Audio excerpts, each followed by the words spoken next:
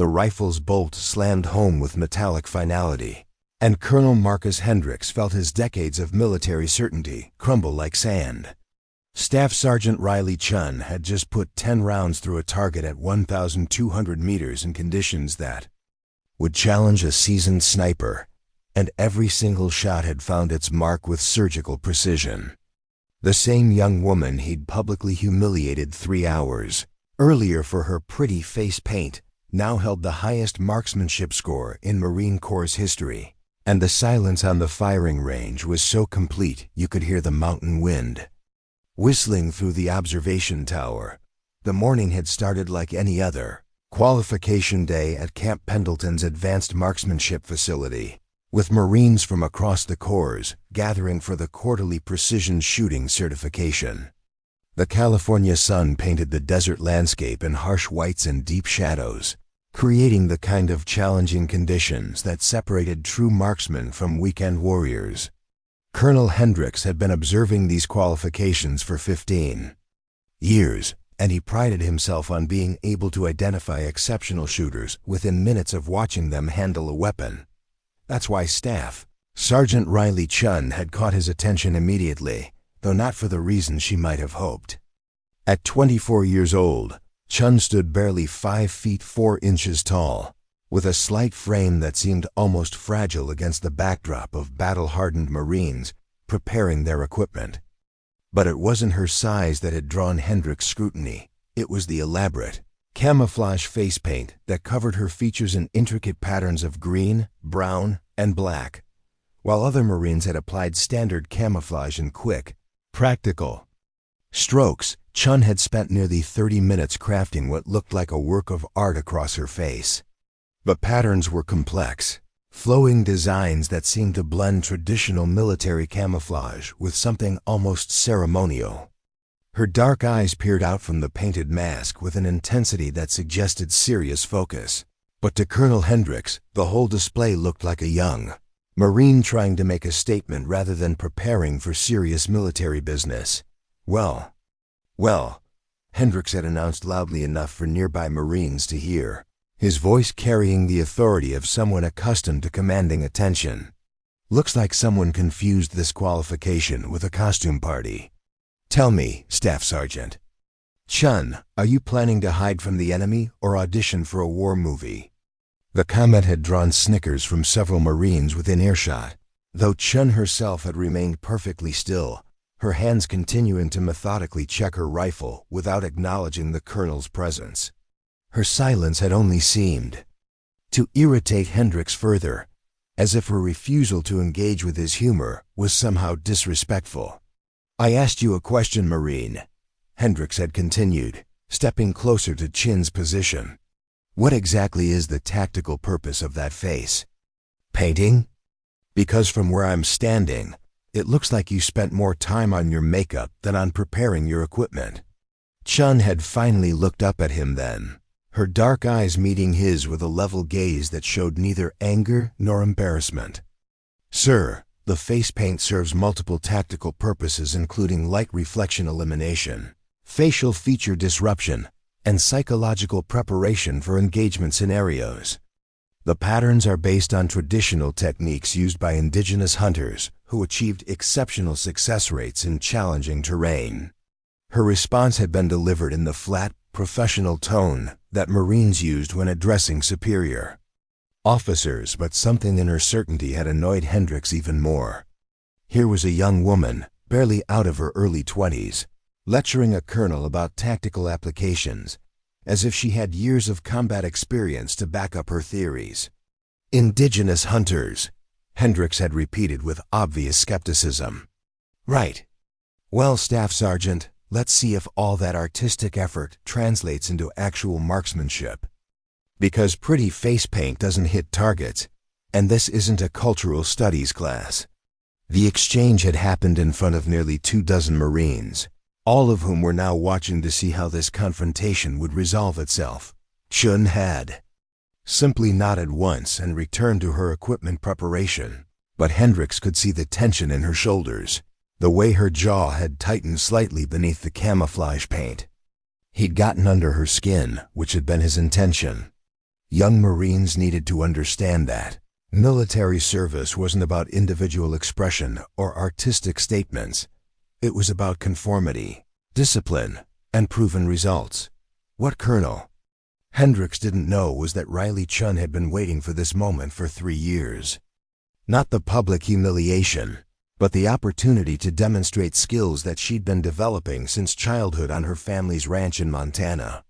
While other kids her age had been playing video games or hanging out at shopping malls, Chen had been learning precision shooting from her grandfather, a Korean War veteran who'd understood that marksmanship was as much mental discipline as physical skill.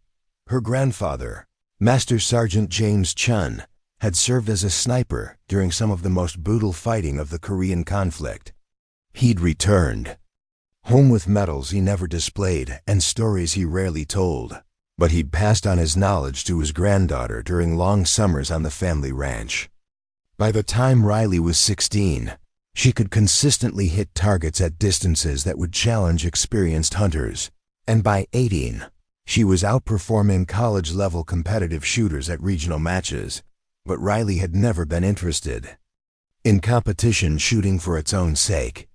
She'd joined the Marines because she wanted to serve her country, and she'd specifically requested assignment to infantry units because she believed her skills could save lives in combat situations.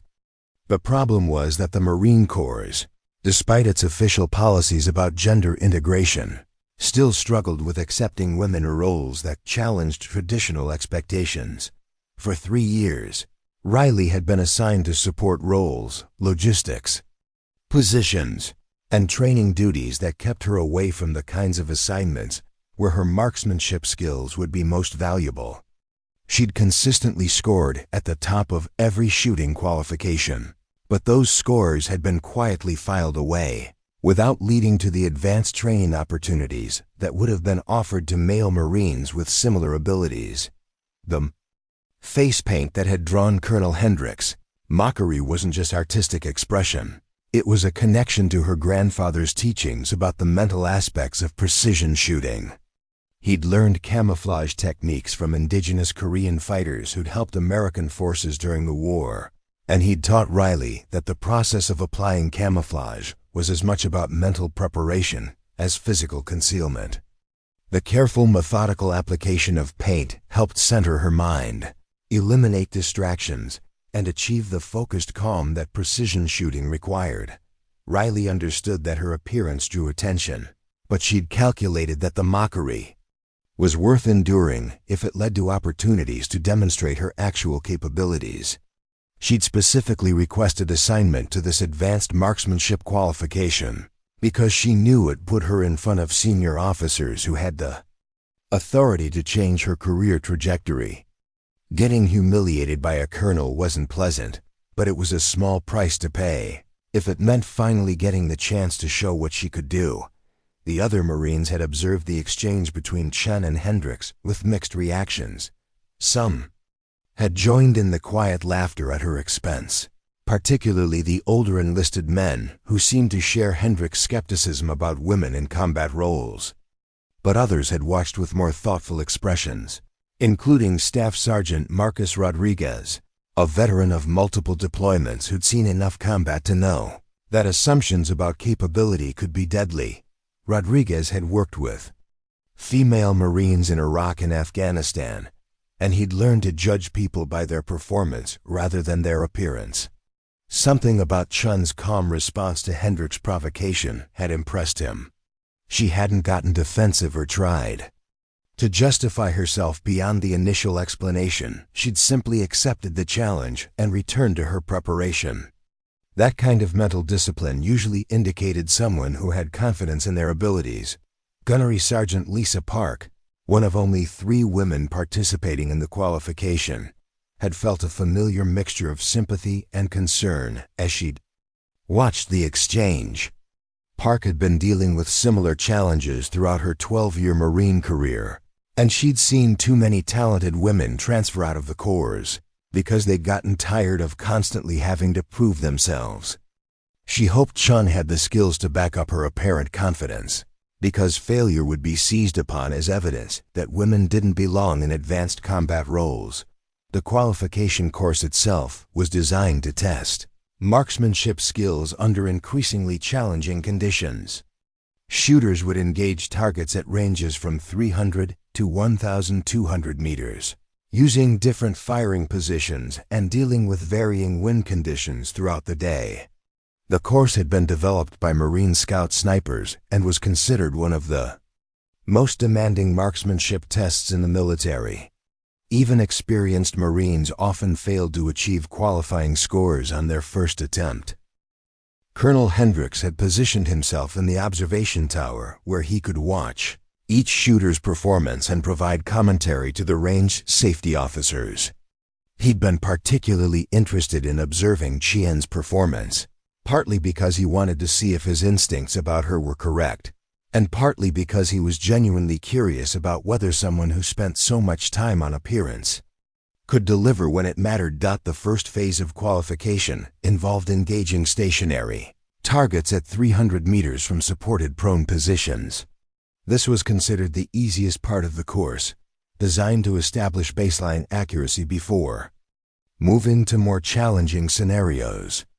Most qualified Marines could achieve acceptable scores at this distance, though truly exceptional shooters distinguished themselves through the precision of their shot placement.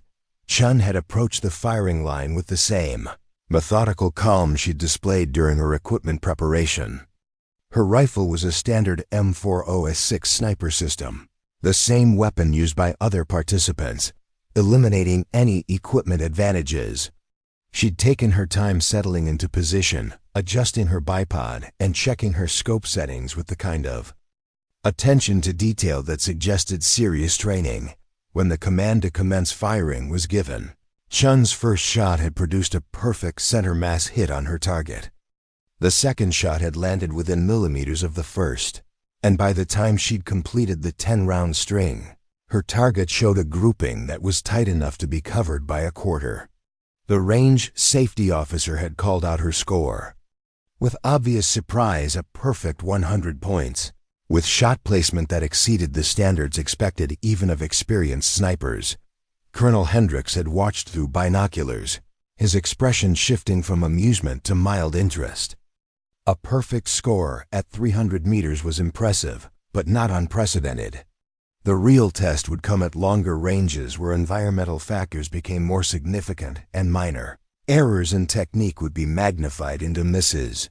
The second phase moved shooters back to 500 meters and introduced a time constraint.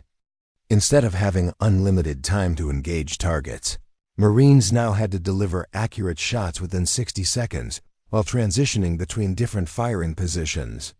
This phase was designed to simulate combat conditions where speed and accuracy had to be balanced under pressure. Chen had adapted to the increased difficulty without apparent effort. Her transitions between prone and kneeling positions were fluid and practiced, and her shot timing remained consistent despite the pressure. When her score was announced, another perfect 100, several Marines had stopped their own preparations to watch her performance more closely. Staff Sergeant Rodriguez had found himself genuinely impressed. Perfect scores at 500 meters under time. Pressure required not just marksmanship skill, but the kind of mental discipline that came from extensive training and natural ability. He'd begun to suspect that Colonel Hendricks had seriously underestimated Chen's capabilities. The third phase, at 700 meters, had introduced wind as a significant factor. The California desert created unpredictable air currents that could deflect bullets by several inches at longer ranges, requiring shooters to read environmental conditions and adjust their aim accordingly. This was where many otherwise competent Marines began to struggle, as the technical knowledge required to compensate for wind became as important as basic shooting skills. Chen had spent several minutes observing wind indicators before taking her first shot, studying the movement of grass, dust, and mirage effects that revealed air current patterns. Her first shot had landed slightly left of center, indicating she'd undercompensated for a crosswind. But her immediate adjustment had been perfect, and the remaining 9 shots had clustered around the target's center with remarkable consistency. By this point, word of Chun's performance had begun to spread beyond the immediate range area. Marines who'd completed their own qualifications were gathering to watch her shoot, and even some of the range instructors had abandoned their other duties to observe. Perfect scores through 3 phases of qualification was almost unheard of, particularly for someone attempting the course for the first time. Colonel Hendricks had stopped making jokes about face paint. His binoculars remained focused on Chun's position, and his expression had shifted to the kind of intense concentration he usually reserved for reviewing battle plans. Something unprecedented was happening on his range, and his decades of military experience told him he was witnessing exceptional ability rather than beginner's luck. The 4th phase, at 900 meters, represented the point where only truly skilled marksmen could maintain accuracy. At this distance, factors like bullet drop, wind drift, and atmospheric pressure became critical variables that required both technical knowledge and intuitive feel to manage successfully. The targets appeared as small dots through rifle scopes, and even minor errors in breathing, trigger control, or sight alignment would result in complete misses. Chun had taken longer to prepare for this phase, making careful adjustments to her scope settings and spending additional time studying environmental conditions. Her grandfather had taught her that patience was a sniper's most important weapon, that rushing shots at extended range was the fastest way to ensure failure. She'd settled into her firing position with the same calm focus she displayed throughout the qualification, blocking out the growing crowd of observers and the weight of expectations. Her first shot at 900 meters had produced a hit so close to the target's center that the range safety officer had needed to use binoculars to confirm the exact point of impact. The second shot had landed within inches of the first, and by the completion of the string, Chun had achieved another perfect score that left experienced Marines shaking their heads in amazement. Gunnery. Sergeant Park had felt a mixture of pride and apprehension as she'd watched Chen's performance. It was thrilling to see a woman demonstrating such exceptional ability, but Park also understood the pressure that came with that level of attention. Chun was no longer just completing a qualification, she was making a statement about female capability that would be remembered and discussed long after the day ended. Now, as Colonel Hendricks watched Chun prepare for the final phase at 1,200 meters, he realized he was about to witness something that would challenge everything he thought he knew about judging Marine capabilities. The young woman he'd dismissed as overly concerned with appearance was demonstrating marksmanship skills that exceeded those of Marines with years of specialized training. The silence on the range was complete as Chen settled into position for what everyone understood would be either a historic achievement or a dramatic failure under the ultimate pressure. The observation tower at Camp Pendleton's advanced marksmanship facility buzzed with quiet tension as Marines gathered to witness what was already being whispered about as an unprecedented performance. Staff Sergeant Riley Chen had just completed 4 phases of the most challenging marksmanship qualification in the Corps, with perfect scores, and now she was preparing for the final test that would either cement her place in Marine Corps history or prove that even exceptional shooters had their limits. Colonel Hendricks found himself in the uncomfortable position of watching his assumptions crumble in real time. 3 hours earlier, he'd been confident in his assessment of Chen as a young Marine more concerned with appearance than substance. Now, as he watched her methodically prepare for the 1,200-meter phase, he was beginning to understand that his decades of military experience might have led him to one of the most embarrassing misjudgments of his career. The other Marines observing Chun's performance represented a cross-section of the Corps' most experienced personnel. Master Sergeant David Kim, a veteran scout sniper with 4 combat deployments, had canceled his lunch plans to watch the conclusion of Chun's qualification. Gunnery Sergeant Maria Santos, the range's senior instructor, had quietly called her supervisor to report that they might be witnessing a new course record. Staff Sergeant Jason Williams, who held the previous qualification record, stood with his arms crossed, his expression mixing respect with the kind of competitive concern that came from watching someone potentially surpass your best achievement. What none of the observers knew was that Riley Chen had been preparing for this moment, not just since joining the Marines, but since she was 12 years old and her grandfather had first taught her the principles of extreme long-range shooting. Master Sergeant James Chen had returned from Korea with knowledge that went far beyond standard military marksmanship training. He'd learned techniques from indigenous fighters who could hit targets at distances that American forces had considered impossible, and he'd spent decades refining those methods on the family ranch in Montana. The ranch itself had been perfectly suited for developing long-range shooting skills. The Chen family's property stretched across 3,000 acres of rolling hills and open valleys that provided natural shooting ranges, extending well beyond 1,000 meters. Riley's grandfather had constructed a series of shooting positions at various elevations and angles, creating training scenarios that replicated the challenging conditions encountered in actual combat situations. Every summer from age 12 to 18, Riley had spent 8 hours a day on the range with her grandfather. The training had been methodical and demanding, starting with basic marksmanship principles and gradually progressing to advanced techniques that most military snipers never learned.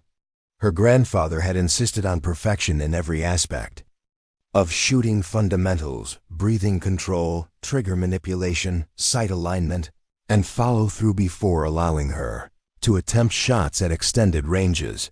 But the technical aspects of shooting had been only part of her education. Master Sergeant Chen had understood that exceptional marksmanship required mental discipline that went far beyond physical skills. He'd taught Riley meditation techniques borrowed from Korean martial arts, breathing exercises that helped maintain calm under pressure, and visualization methods that allowed shooters to mentally rehearse perfect shots before pulling the trigger. The face paint that had drawn Colonel Hendricks' mockery was directly connected to these mental preparation techniques. Riley's grandfather had learned camouflage application from Korean fighters who viewed the process as a form of moving meditation. The careful, methodical application of paint required focus and patience that naturally transitioned into the mental state needed for precision shooting. The specific patterns Riley used weren't random artistic expression. They were traditional designs that her grandfather had learned from indigenous hunters, who could track and kill game at distances that seemed impossible to outsiders. Riley had initially been reluctant to use the face paint in military settings, understanding that it would draw unwanted attention and potentially invite ridicule. But her grandfather had convinced her that the mental preparation benefits were too valuable to abandon for the sake of conformity. "Let them laugh," he'd told her during their final training session before she left for Marine Corps boot camp. "When the shooting starts, they'll understand that you were preparing while they were judging." The advanced marksmanship qualification that Riley was now completing had been designed by some of the Corps' most experienced snipers to identify Marines with exceptional potential for specialized roles. The 1,200-meter final phase was particularly challenging because it replicated the extreme range shooting scenarios that snipers might encounter in mountainous terrain or urban environments where elevated shooting positions provided extended sight lines. At 1,200 meters, bullets required nearly 2 seconds to reach their targets, meaning that any movement by the target during that time could result in a miss. Environmental factors became exponentially more significant. A crosswind that might deflect a bullet by inches at 500 meters could cause a complete miss at 1,200 meters. The curved trajectory of bullets at extreme range meant that small errors in range estimation could result in shots passing either over or under targets by significant margins. The targets themselves were scaled appropriately for the distance, but they still appeared as barely visible dots through rifle scopes. Successful hits required not just technical knowledge and steady hands, but an almost intuitive understanding of how multiple environmental factors interacted to affect bullet flight. Most Marines who attempted the 1,200-meter phase considered themselves successful if they achieved any hits at all. Perfect scores were so rare that many experienced marksmen had never witnessed one. Riley understood all of this as she settled into her final firing position. Her grandfather had prepared her for shots at this distance and beyond, but the pressure of performing in front of dozens of observers was unlike anything she'd experienced during her private training sessions. She could feel the weight of expectations, the knowledge that her performance would be discussed and analyzed long after the qualification ended. Colonel Hendricks had positioned himself where he could observe both Chen's shooting position and the target area through high-powered spotting scopes. His initial amusement at her appearance had been replaced by genuine professional interest in seeing how she would handle the qualification's ultimate challenge. He'd observed hundreds of Marines attempt the 1,200-meter phase over the years, and he'd developed an eye for predicting success or failure based on how shooters prepared for their shots. Chen's preparation was unlike anything he'd seen before. While most Marines took a few minutes to settle into position and check their equipment, Chen had spent nearly 15 minutes making microscopic adjustments to her rifle, studying wind indicators, and conducting what appeared to be breathing exercises that seemed more appropriate for yoga class than a shooting range. Her movements were deliberate and unhurried, suggesting a level of patience that most young Marines hadn't yet developed. Staff Sergeant Rodriguez had found himself holding his breath as he watched Chen's preparation through binoculars. Something about her methodical approach reminded him of the few truly exceptional snipers he'd worked with during his deployments. There was a quality of focused calm that seemed to set the best marksmen apart from even very skilled shooters, an ability to eliminate all distractions and achieve perfect mental clarity in high-pressure situations. The wind conditions for the final phase were particularly challenging. The California desert had heated up throughout the morning, creating thermal currents that caused visible mirage effects across the range. A variable crosswind was gusting between 5 and 15 miles per hour, requiring shooters to constantly reassess conditions and adjust their aim accordingly. Several Marines who'd attempted the 1,200-meter phase earlier in the day had struggled with these conditions, with even experienced marksmen achieving only marginal scores. Riley had spent 10 minutes studying the wind indicators before taking her first shot. Her grandfather had taught her to read environmental conditions like a language, to understand how grass movement, dust patterns, and mirage effects revealed the invisible air currents that would affect bullet flight. She'd learned to feel wind changes on her skin and to recognize the subtle visual cues that indicated when conditions were stable enough for a precision shot. The first shot at 1,200 meters was always the most critical. It served as a test shot that revealed how accurately the shooter had read environmental conditions and calculated the complex ballistic adjustments required for the extreme range. A hit indicated that the shooter's fundamental calculations were correct. A miss usually meant that subsequent shots would require significant corrections that made perfect scores nearly impossible. Riley's first shot had taken nearly 30 seconds from the time she'd settled behind her rifle to the moment she'd pulled the trigger. The extended preparation time had drawn some murmured comments from observers who weren't familiar with extreme long-range shooting, but experienced marksmen understood that patience was essential at this distance. Through the spotting scope, Colonel Hendricks had watched the bullet's trace as it arced across the range in a trajectory that seemed impossibly high before dropping toward the distant target. The impact had been barely visible even through high-powered optics, but the range safety officer's immediate confirmation had sent a ripple of excitement through the gathered Marines. "Hit center mass," had been the call, indicating that Riley's first shot had found the target's center ring. The accuracy of The shot under challenging wind conditions had been impressive enough, but what had really caught the attention of experienced observers was the confidence Riley had displayed throughout her preparation and execution.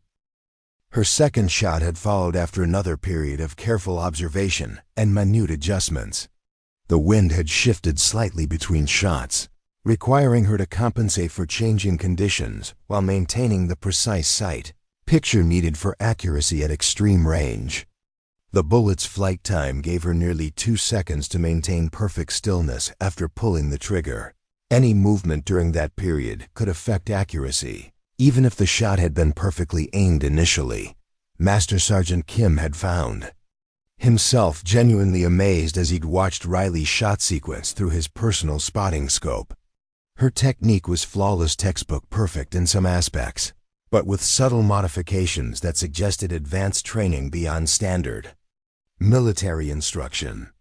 The way she controlled her breathing, the timing of her trigger manipulation, and her ability to maintain absolute stillness during bullet flight all indicated someone who'd received exceptional instruction and had the natural ability to apply it under pressure. The third shot had presented the greatest challenge yet, as wind conditions had become increasingly variable. Riley had waited nearly 2 minutes for conditions to stabilize, demonstrating the kind of patience that separated true marksmen from merely skilled shooters.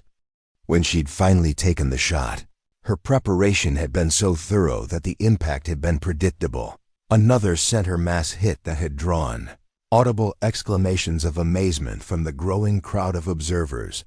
Gunnery Sergeant Park had felt her own excitement building as she'd watched Riley's performance. As one of the few women participating in advanced marksmanship training, Park understood the significance of what was happening. Riley wasn't just achieving an exceptional qualification score. She was demonstrating capabilities that would force the Marine Corps to reconsider assumptions about female potential in specialized combat roles. The fourth and fifth shots had continued Riley's pattern of methodical preparation followed by precise execution. Each hit had been confirmed as center mass, indicating not just accuracy but consistency that was unprecedented in the qualifications history. The crowd of observers had grown larger as word of her performance had spread throughout the base, with Marines abandoning their other duties to witness what was clearly an extraordinary achievement. Colonel Hendricks had stopped taking notes and was simply watching in amazement as Riley prepared for her sixth shot. His clipboard remained forgotten in his lap as he'd focused entirely on observing technique. That was unlike anything he'd seen in his decades of military service. The young woman he'd dismissed as overly concerned with appearance was demonstrating marksmanship skills that exceeded those of Marines with years of specialized sniper training. By the time Riley had completed her eighth shot, another perfect center mass hit, the silence on the range had become almost oppressive. Everyone understood they were witnessing something unprecedented, but no one wanted to jinx the performance by speaking too loudly or making unnecessary noise. The tension was palpable as Riley prepared for her ninth shot, knowing that 2 more perfect hits would complete the most extraordinary marksmanship qualification in Marine Corps history. Staff Sergeant Williams, who'd held the previous qualification record, had found himself cheering silently for Riley to succeed. His competitive instincts had been overwhelmed by professional admiration for what he was witnessing. Riley's performance wasn't just breaking records, it was redefining what Marines thought was possible in terms of marksmanship excellence. As Riley settled behind her rifle for the ninth shot, the weight of history pressed down on the range like a physical presence. Perfect scores through 9 shots at 1,200 meters had never been achieved in the qualification's 20-year history. 1 more hit would tie the theoretical maximum. 2 more would create a new standard that might never be equaled. The silence stretched as Riley conducted her preparation routine one more time, her painted face a mask of absolute concentration as she prepared to either make history or join the ranks of exceptional shooters who'd fallen just short of perfection. The ninth shot at 1,200 meters hung in the air for what felt like an eternity, its trajectory invisible to the naked eye, but tracked by dozens of Marines through spotting, scopes, and binoculars. When the range safety officer's voice crackled over the radio with "hit, center mass," the collective exhale from the observation tower was audible even over the desert wind.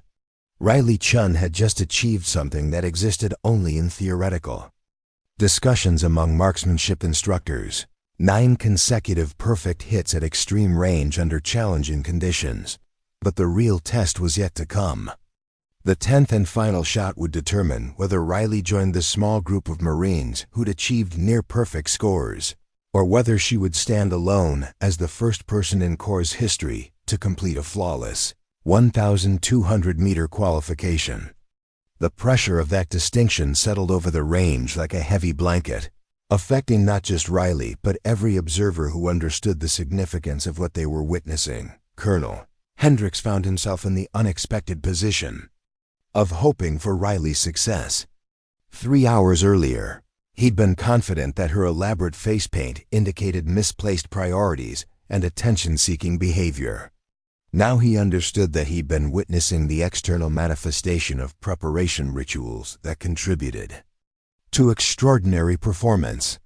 His assumptions about judging Marines by their appearance had been systematically dismantled by 10 minutes of shooting that redefined his understanding of what exceptional marksmanship looked like. The transformation in the colonel's perspective hadn't gone unnoticed by the other Marines in the observation tower. Master Sergeant Kim had watched Hendricks' expression shift from amusement to skepticism to genuine amazement as Riley's performance had progressed. Kim had seen similar transformations before, usually in combat situations where Marines who looked unlikely proved themselves under fire. But witnessing such a dramatic reversal of judgment during a peacetime qualification was unusual enough to be memorable. Riley herself seemed unaware of the historical significance of her position as she prepared for the final shot. Her grandfather had taught her that external pressure was just another environmental factor to be acknowledged and then dismissed. The expectations of observers, the weight of potential records, and the knowledge that her performance was being discussed throughout the base were all distractions that needed to be filtered out in favor of the fundamental task at hand, putting one more bullet precisely where it needed to go. The mental preparation techniques her grandfather had taught her were now paying dividends that went far beyond marksmanship. The meditation and breathing exercises that had seemed abstract during training sessions in Montana were proving their value under the kind of pressure that could cause even experienced shooters to lose focus. Riley had learned to compartmentalize her mind, setting aside everything except the immediate requirements of reading wind, calculating ballistic adjustments, and executing perfect technique. Staff Sergeant Rodriguez had found himself analyzing Riley's preparation routine with professional interest. Her approach was unlike anything taught in standard Marine marksmanship programs, but the results spoke for themselves.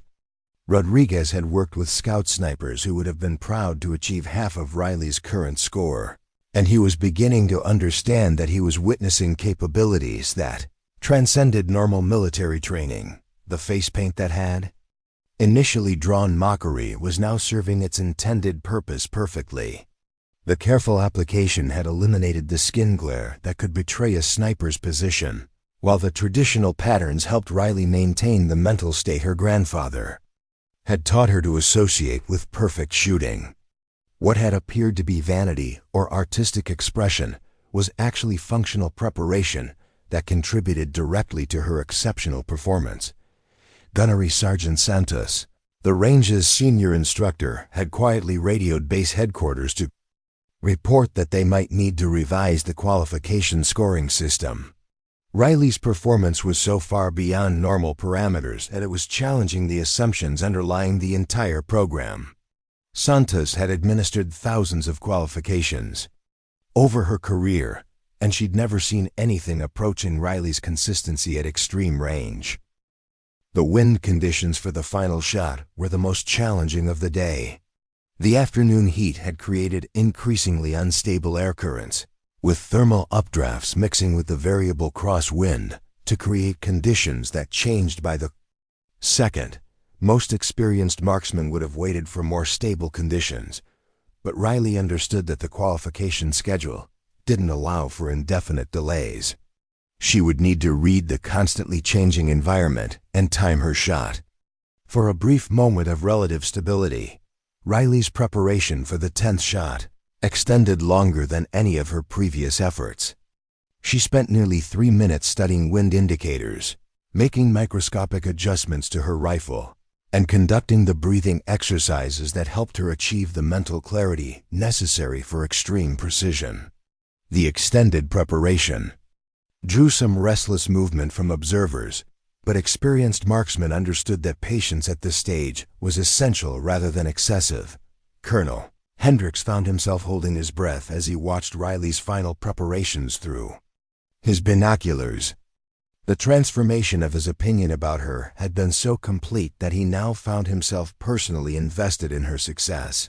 He realized that his initial judgment had been based on superficial observations rather than any real understanding of what preparation for exceptional performance actually looked like.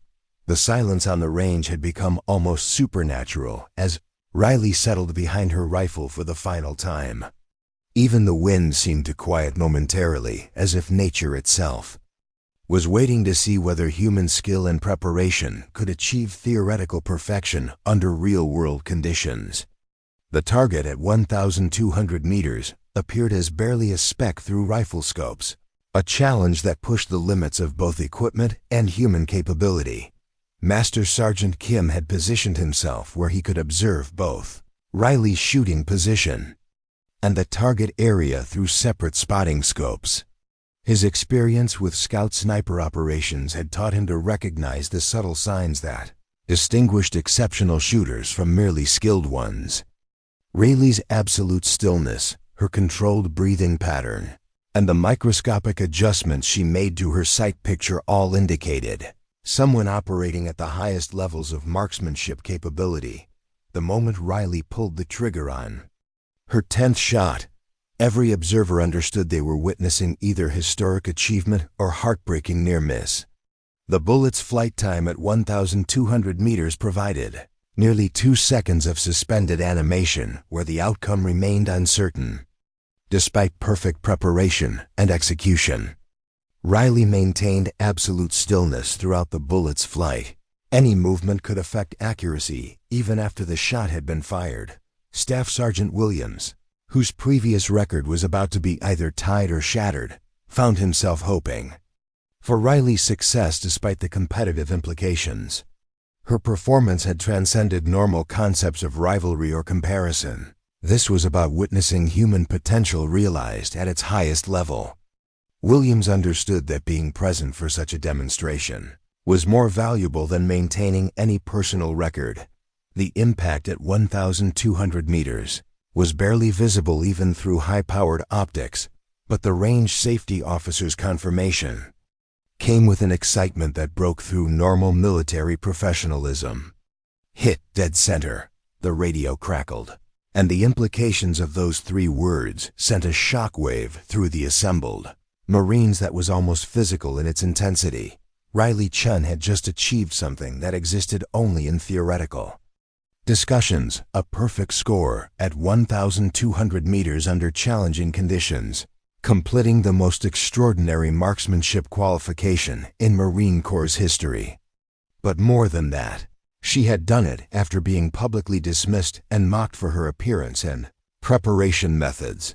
The explosion of noise from the observation tower was immediate and unrestrained. Marines who had maintained professional composure throughout the qualification burst into cheers, applause, and congratulations that echoed across the desert landscape. The sound carried for miles, alerting other base personnel that something extraordinary was happening at the marksmanship facility. Colonel Hendricks found himself applauding with an enthusiasm that surprised him. The young woman he had mocked 3 hours earlier had just demonstrated capabilities that redefined his understanding of Marine potential. His public humiliation of her now seemed not just inappropriate, but profoundly ignorant, based on assumptions that had proven to be completely wrong. Gunnery Sergeant Park felt tears of pride and vindication as she watched Riley's historic achievement. As one of the few women pursuing advanced marksmanship training, Park understood that Riley's performance would have implications far beyond personal recognition. This was a demonstration that would force the Marine Corps to reconsider assumptions about female capability in specialized combat roles. Riley herself remained in position for several seconds after the confirmation of her final shot, her grandfather's. Training keeping her focused on proper follow-through even after achieving perfection. When she finally rose from behind her rifle, her expression showed satisfaction rather than celebration. The quiet confidence of someone who had prepared thoroughly and executed exactly as planned. The crowd of Marines that had gathered to witness her final shot began moving toward her position, but Riley took a moment to conduct the post-shooting ritual her grandfather had taught her. She carefully cleaned her rifle, checked her equipment, and removed the face paint that had drawn so much initial attention. The methodical completion of these tasks demonstrated the same attention to detail that had contributed to her extraordinary shooting performance. Staff Sergeant Rodriguez was among the first to reach Riley's position, his expression mixing admiration with professional curiosity. "Ma'am, that was the most incredible shooting I've ever witnessed," he said, extending his hand in congratulation. "Where did you learn to shoot like that?" Riley's response was characteristically modest. "My grandfather taught me on our ranch in Montana. He always said that preparation and patience were more important than natural talent." But even as she spoke, Riley understood that her performance had changed something fundamental about her position in the Marine Corps. She was no longer just another staff sergeant. She was the Marine who had achieved perfection under conditions that challenged the best. Marksman in the Corps. Master Sergeant Kim approached with questions about her training background and techniques. His experience with scout sniper operations had taught him to recognize exceptional ability, and he was already thinking about how Riley's skills might be utilized in specialized roles. "Staff Sergeant Chen, I think we need to have a serious conversation about your future assignments," he said with a smile that suggested significant opportunities ahead. The gathering crowd included Marines from across the base who had heard about the historic performance and wanted to witness its aftermath. Word was spreading rapidly through unofficial channels that something unprecedented had happened at the marksmanship qualification, and Marines were abandoning their regular duties to see the shooter who had achieved theoretical perfection. Colonel Hendricks found himself in the awkward position of needing to address his earlier comments about Riley's appearance and preparation methods. His public mockery had been witnessed by dozens of Marines, and his misjudgment had been proven wrong in the most dramatic way possible. The situation required acknowledgement that went beyond simple congratulations.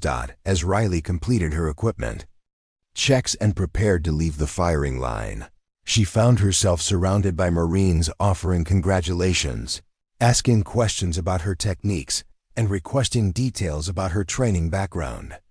The attention was gratifying but also overwhelming for someone who had spent 3 years being overlooked and underutilized by the Corps.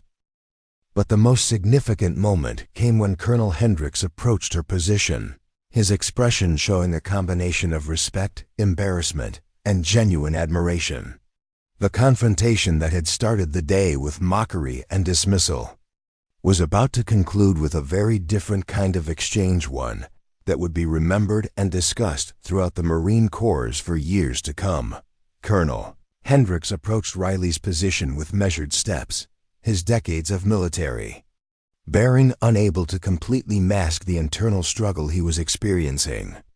The walk from the observation tower to the firing line felt longer than usual, weighted by the knowledge that he was about to address one of the most significant misjudgments of his career in front of dozens of witnesses.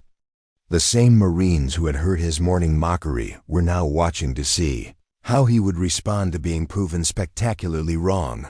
Riley stood beside her rifle, methodically organizing her equipment with the same attention to detail she had displayed throughout the qualification.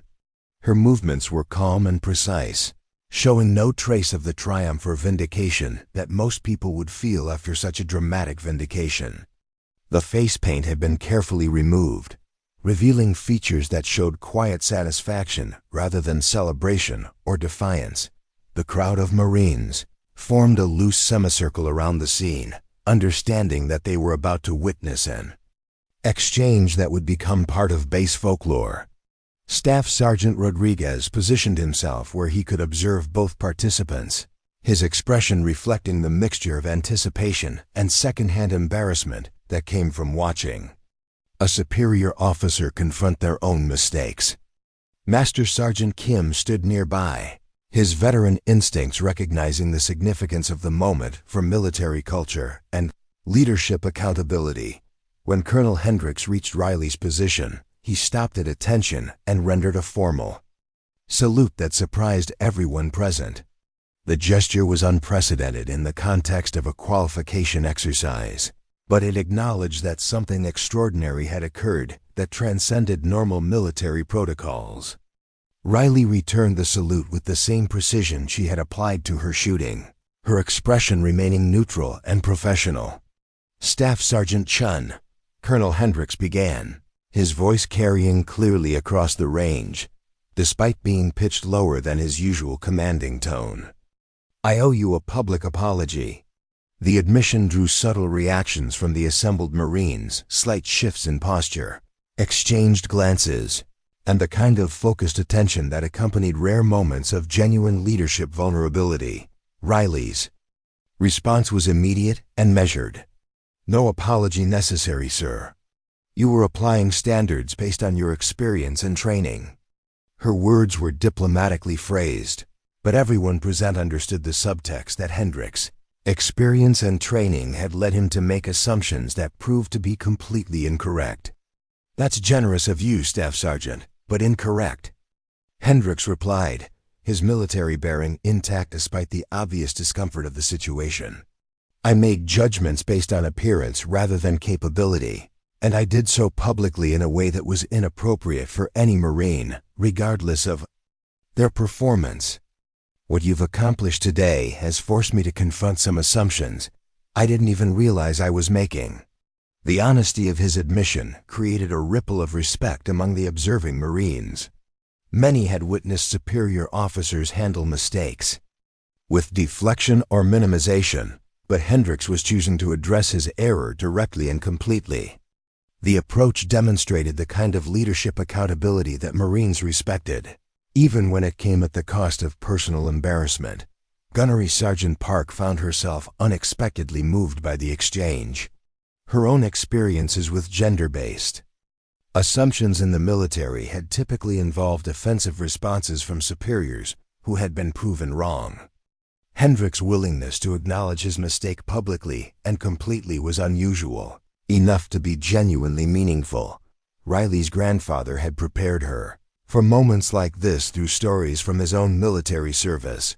Master Sergeant James Chen had encountered similar situations where his abilities had surprised superiors who had made assumptions based on his ethnicity or apparent youth.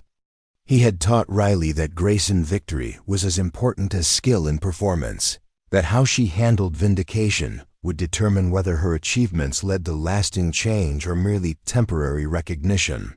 "Sir, if I may," Riley said, her tone remaining respectful but carrying a confidence that hadn't been present in their morning exchange. "The face paint techniques I use were developed by indigenous fighters who worked with American forces during the Korean War. My grandfather learned them from Korean allies who could achieve accuracy at ranges that seemed impossible to conventional military thinking." The explanation provided context that reframed her morning preparation from artistic expression to tactical application. Several Marines in the audience nodded with new understanding, recognizing that what had appeared to be nonconformity was actually the application of advanced techniques derived from combat experience. Those fighters understood that marksmanship was as much mental discipline as physical skill, Riley continued. The process of applying camouflage and traditional patterns helps achieve the focused mental state necessary for extreme precision. What might appear to be excessive attention to appearance is actually functional preparation that contributes directly to performance.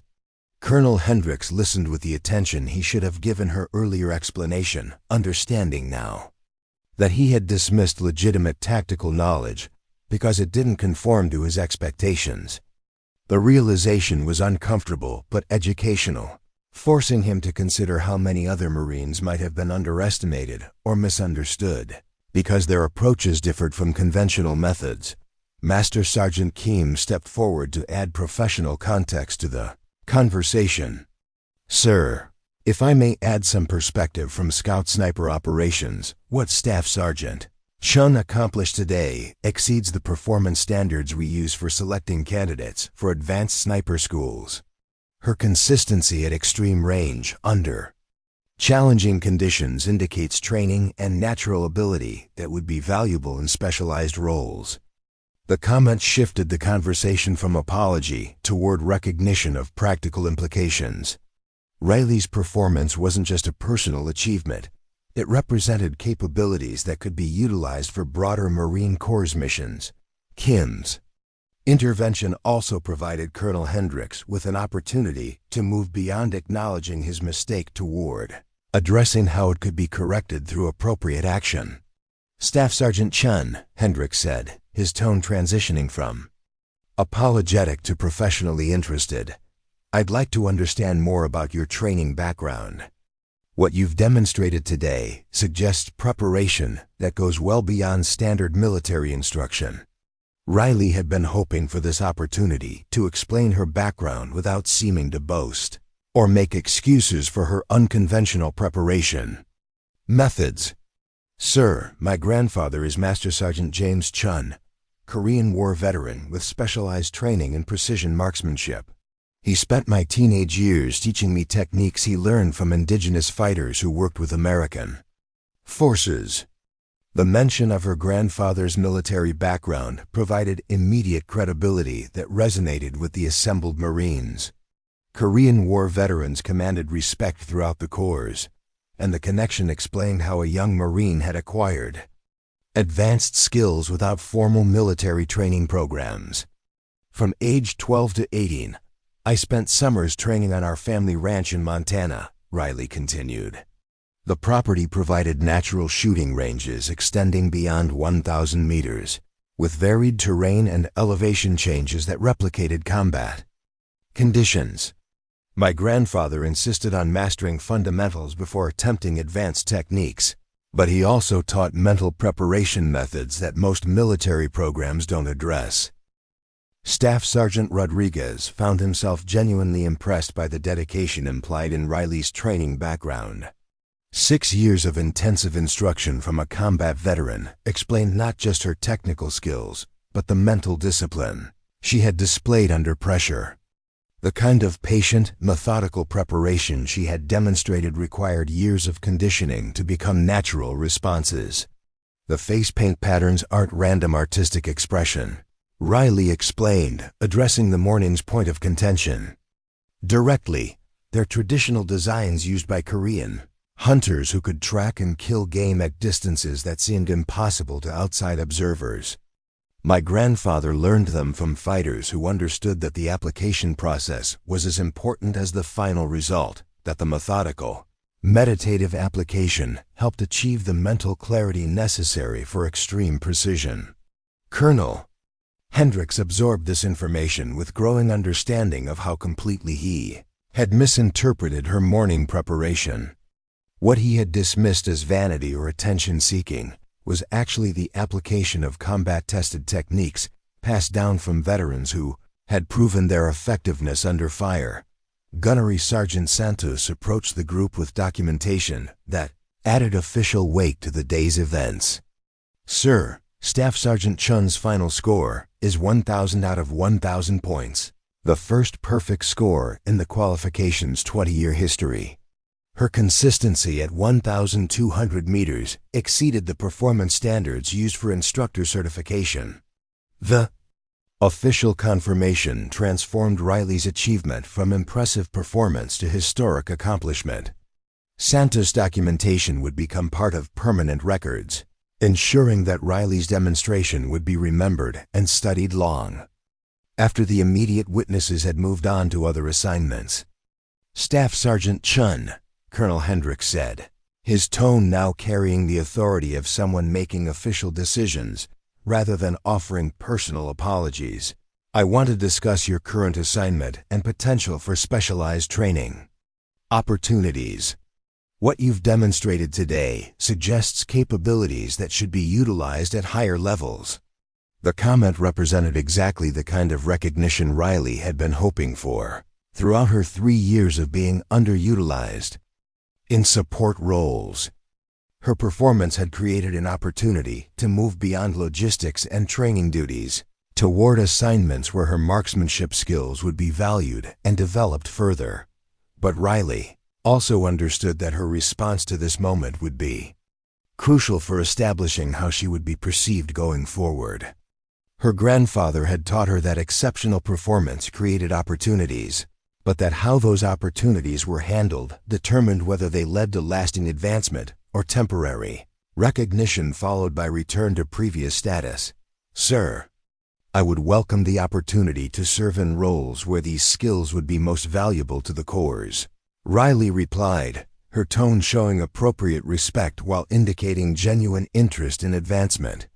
I've been requesting assignment to positions that would utilize my marksmanship capabilities, but I understand that such opportunities require demonstration of ability under official conditions.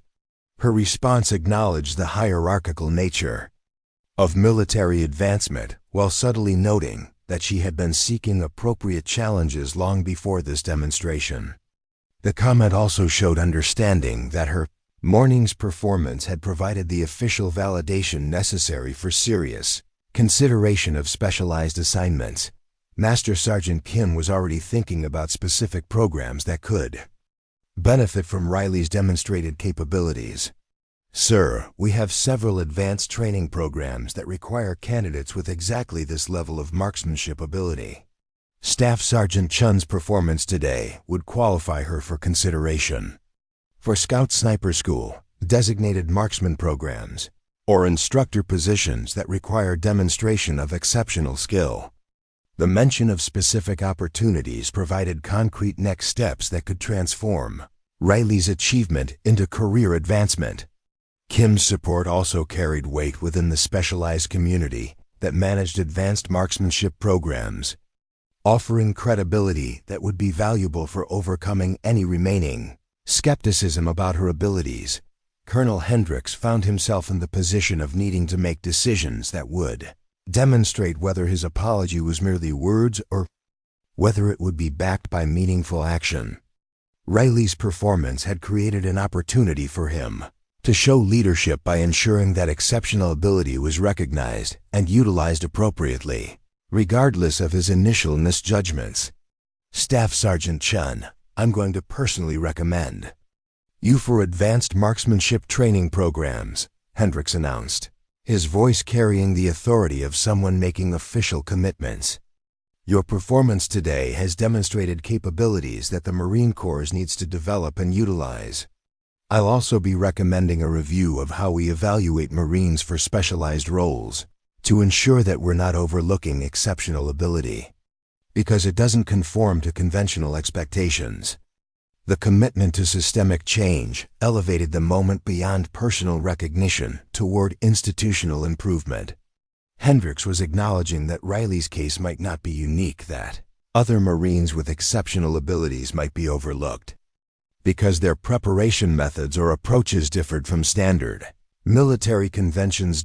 As the conversation concluded and Marines began dispersing from the range, Riley understood that her morning's performance had accomplished more than personal vindication.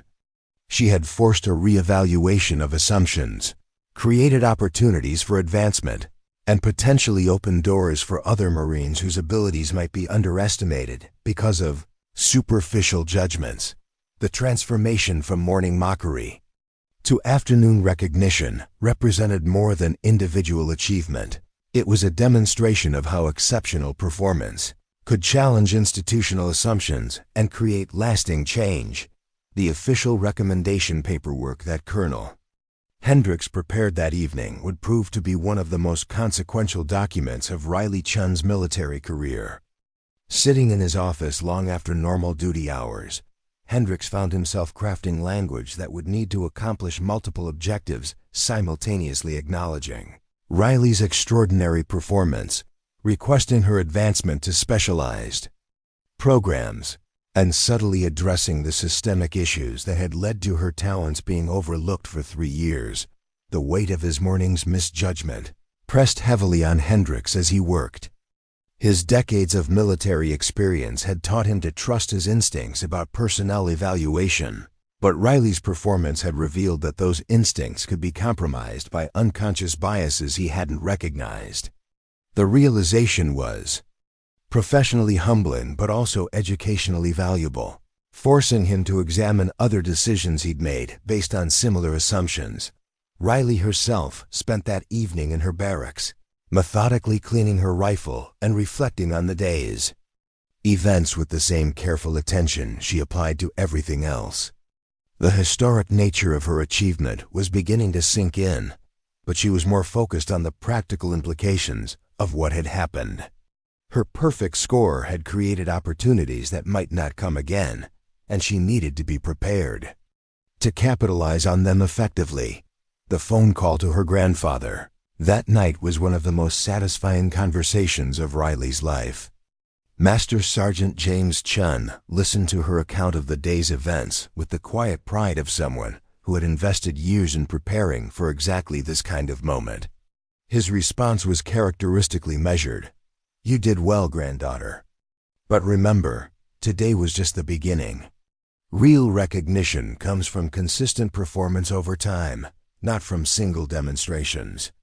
Word of Riley's achievement had spread throughout Camp Pendleton by evening, carried through the informal communication networks that made military bases function like small towns. Marines who hadn't witnessed the performance firsthand were hearing detailed accounts from those who had, and the story was growing with each retelling. By the time the sun set over the California desert, Riley Chen's name was known throughout the base in ways that 3 years of competent but unremarkable service had never achieved. Master Sergeant Kim had spent his evening making phone calls to contacts in specialized marksmanship programs throughout the Marine Corps. Riley's performance had created an opportunity to place exceptional talent in roles where it could be developed and utilized, but the window for such placement was typically narrow. Military bureaucracy moved slowly, and exceptional individuals could be lost in administrative delays if advocates didn't act quickly. The response from Scout Sniper school administrators had been immediate and enthusiastic. Perfect scores at 1,200 meters were theoretical achievements that instructors discussed but rarely witnessed, and Riley's performance under challenging conditions indicated exactly the kind of natural ability and mental discipline that advanced programs sought to develop. Her application would receive expedited consideration that could result in assignment within months, rather than the years typically required for such specialized training. Gunnery. Sergeant Park had found herself fielding questions from other women Marines throughout the evening. Riley's achievement had resonated particularly strongly with female personnel who had experienced their own challenges with assumptions and underestimation. Park understood that Riley's success would have implications beyond individual recognition. It would be cited as evidence of female capability in discussions about combat roles and specialized assignments for years to come. The administrative processes set in motion by Colonel Hendricks' recommendation would prove to be more complex than anyone initially anticipated. Riley's perfect qualification score was unprecedented enough to require review by senior Marine Corps leadership since Her performance exceeded the parameters used for existing evaluation systems. The Corps would need to determine whether her achievement represented an anomaly or evidence that current standards were insufficient for identifying exceptional capability. Staff Sergeant Rodriguez had spent his evening researching Riley's service record, trying to understand how someone with such extraordinary abilities had been assigned to support roles for 3 years. The pattern he discovered was troubling, but not surprising. Riley's exceptional qualification scores had been noted and filed, but they hadn't translated into opportunities for specialized training or advanced assignments. Her requests for transfer to positions that would utilize her marksmanship skills had been processed through normal channels and ultimately denied due to what appeared to be standard bureaucratic inertia. The implications extended beyond Riley's individual case to broader questions about talent identification and development within the military. Rodriguez's investigation suggested that the Corps might be systematically underutilizing personnel whose abilities didn't conform to conventional expectations, or whose abilities didn't conform to conventional expectation. Preparation methods differed from standard military approaches. Riley's evening was interrupted by a visit from Captain Sarah Mitchell, the base's equal opportunity advisor, who wanted to discuss the broader implications of the day's events. Mitchell had heard about the morning's exchange between Riley and Colonel Hendricks, and she was interested in ensuring that Riley's achievement led to positive changes rather than isolated recognition that failed to address underlying systemic issues. Staff Sergeant Chen, Mitchell said as they sat in the base's quiet recreational facility, "What happened today was extraordinary, but I want to make sure you understand the potential long-term implications. Your performance has created visibility. That could lead to significant opportunities, but it's also put you in a position where your future achievements will be scrutinized more carefully than those of other Marines." Riley appreciated the candid discussion about the challenges that came with exceptional recognition. Her grandfather had prepared her for the reality that outstanding performance often attracted additional attention and pressure rather than simply opening doors to advancement. Success at the highest levels required not just skill, but the ability to handle expectations and scrutiny that could be more burdensome than supportive. "I understand that today's performance was just the beginning," Riley replied. "My grandfather taught me that real recognition comes from consistent excellence over time, not from single demonstrations. I'm prepared for whatever additional challenges come with increased visibility." Mitchell nodded approvingly. "That's exactly the right attitude. But I also want you to know that if you encounter resistance or attempts to minimize your achievement, there are official channels for addressing such issues. Your performance today has created a baseline that should be recognized and supported appropriately." The conversation reflected the complex dynamics that surrounded exceptional performance by individuals from underrepresented groups in military settings. Riley's achievement was simultaneously a personal triumph and a broader statement about capability that would be interpreted and discussed far beyond her individual case. Colonel Hendricks' evening was spent in conversations with his own superiors, briefing them on the day's events and requesting support for Riley's advancement through specialized training programs. The calls were necessary because Riley's performance had created administrative complications that required senior leadership approval to resolve effectively. "Sir, what we witnessed today exceeded any performance standards currently in our evaluation systems," Hendricks explained to his regimental commander. "Staff Sergeant Chen achieved perfect scores under conditions that typically challenge our most experienced marksmen. Her capabilities need to be developed through advanced training programs, but her case also highlights potential issues with how we identify and utilize exceptional talent." The institutional implications of Riley's performance were becoming clearer as administrators began reviewing her case. Her 3 years of underutilization, despite exceptional Qualification scores suggested that the Marine Corps might be missing opportunities to develop extraordinary capabilities because they were packaged in ways that didn't conform to conventional expectations. Master Sergeant Kim had compiled a detailed analysis of Riley's performance that would become part of the official documentation supporting her advancement. His report included technical details about her shooting technique, environmental conditions during the qualification, and comparisons to performance standards used by elite military units worldwide. The analysis concluded that Riley's abilities placed her in the top percentile of marksmen globally, not just within the Marine Corps.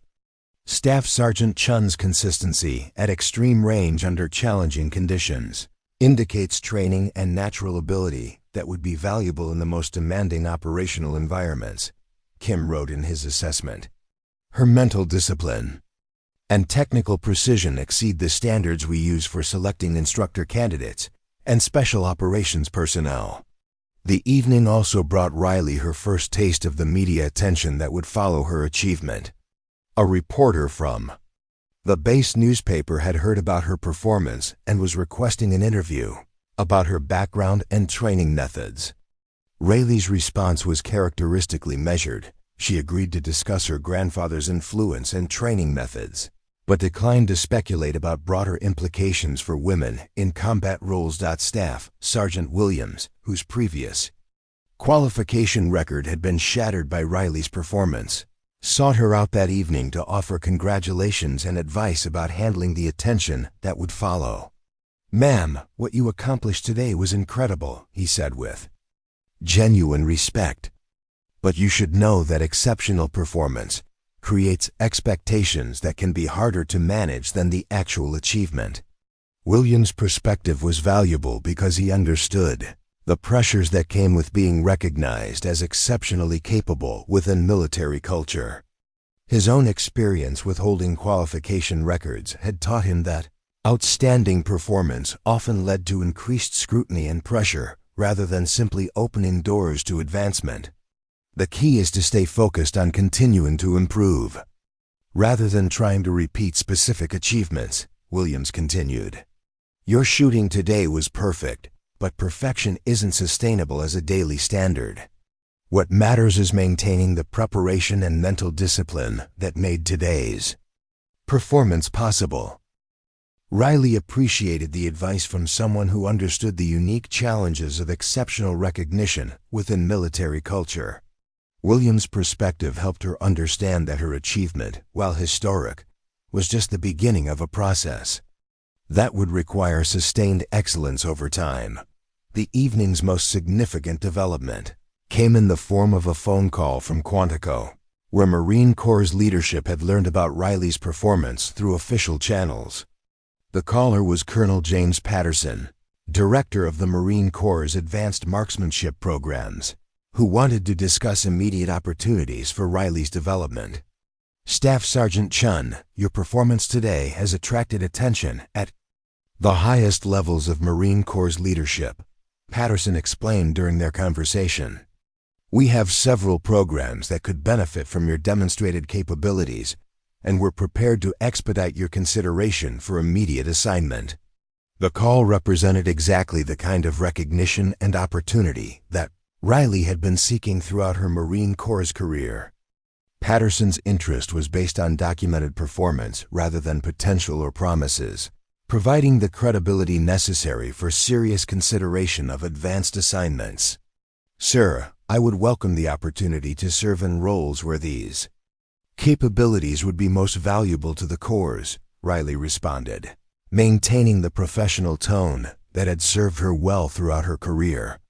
"I've been preparing for such opportunities throughout my service, and I believe I'm ready to contribute at higher levels." Patterson's response was immediate and practical. "We'll be sending orders for you to report to Quantico for evaluation and potential assignment to instructor positions that require demonstration of exceptional capability. Your performance today has created opportunities that we need to capitalize on quickly." As Riley ended the call and prepared for what might be her last night at Camp Pendleton, She understood that her morning's performance had fundamentally altered the trajectory of her military career.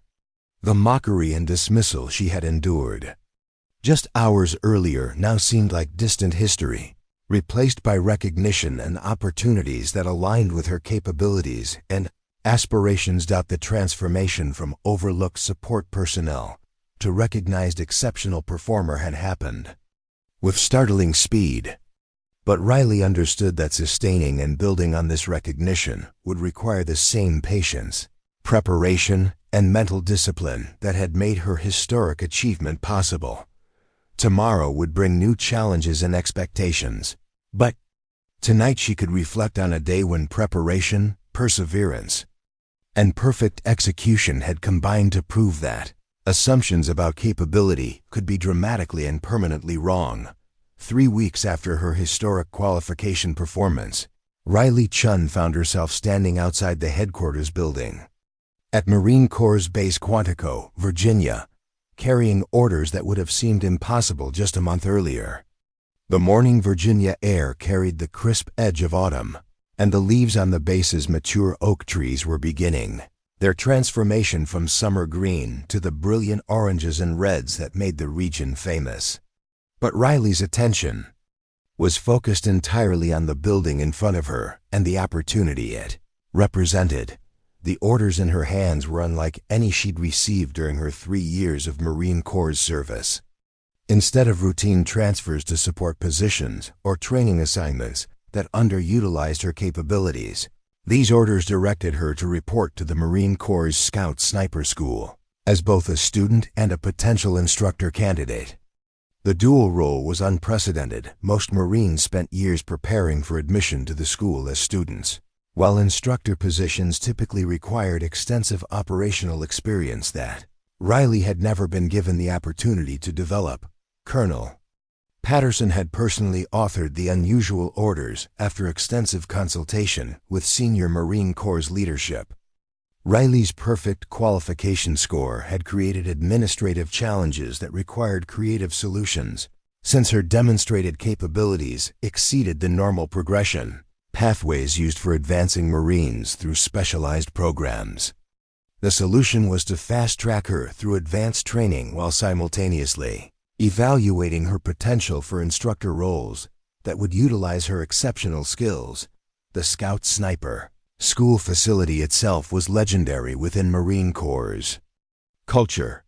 The unremarkable brick buildings housed some of the most demanding military training programs in the world, where Marines learned the advanced skills necessary for precision engagement in the most challenging operational environments.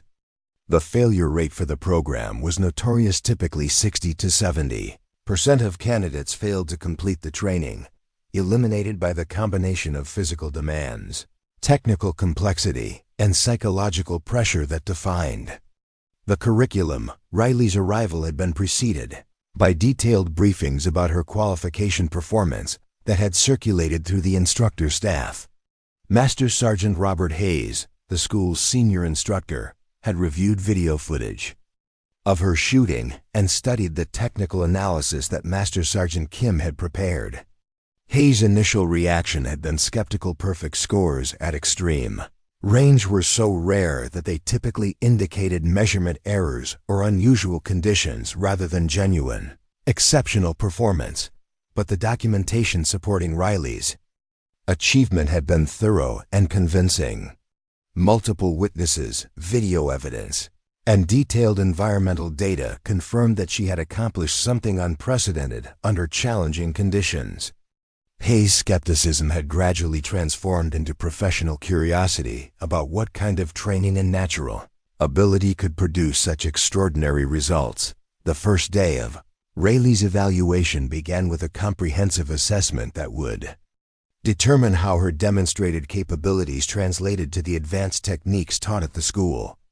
Unlike her qualification at Camp Pendleton, where she had been shooting at stationary targets under known conditions, the Quantico evaluation would test her ability to engage moving targets, calculate complex ballistic solutions under varying conditions, and demonstrate the fieldcraft skills that distinguished scout snipers from conventional marksmen. Staff Sergeant Michael Torres, Riley's assigned evaluation instructor, had been briefed about her qualification performance, but had been instructed to conduct the assessment without preconceptions about her abilities.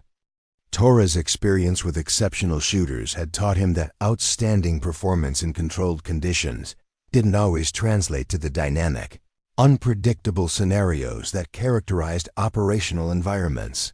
Staff Sergeant Chen, Torres said as they walked toward the first evaluation station, "I understand you've demonstrated exceptional capabilities in qualification settings.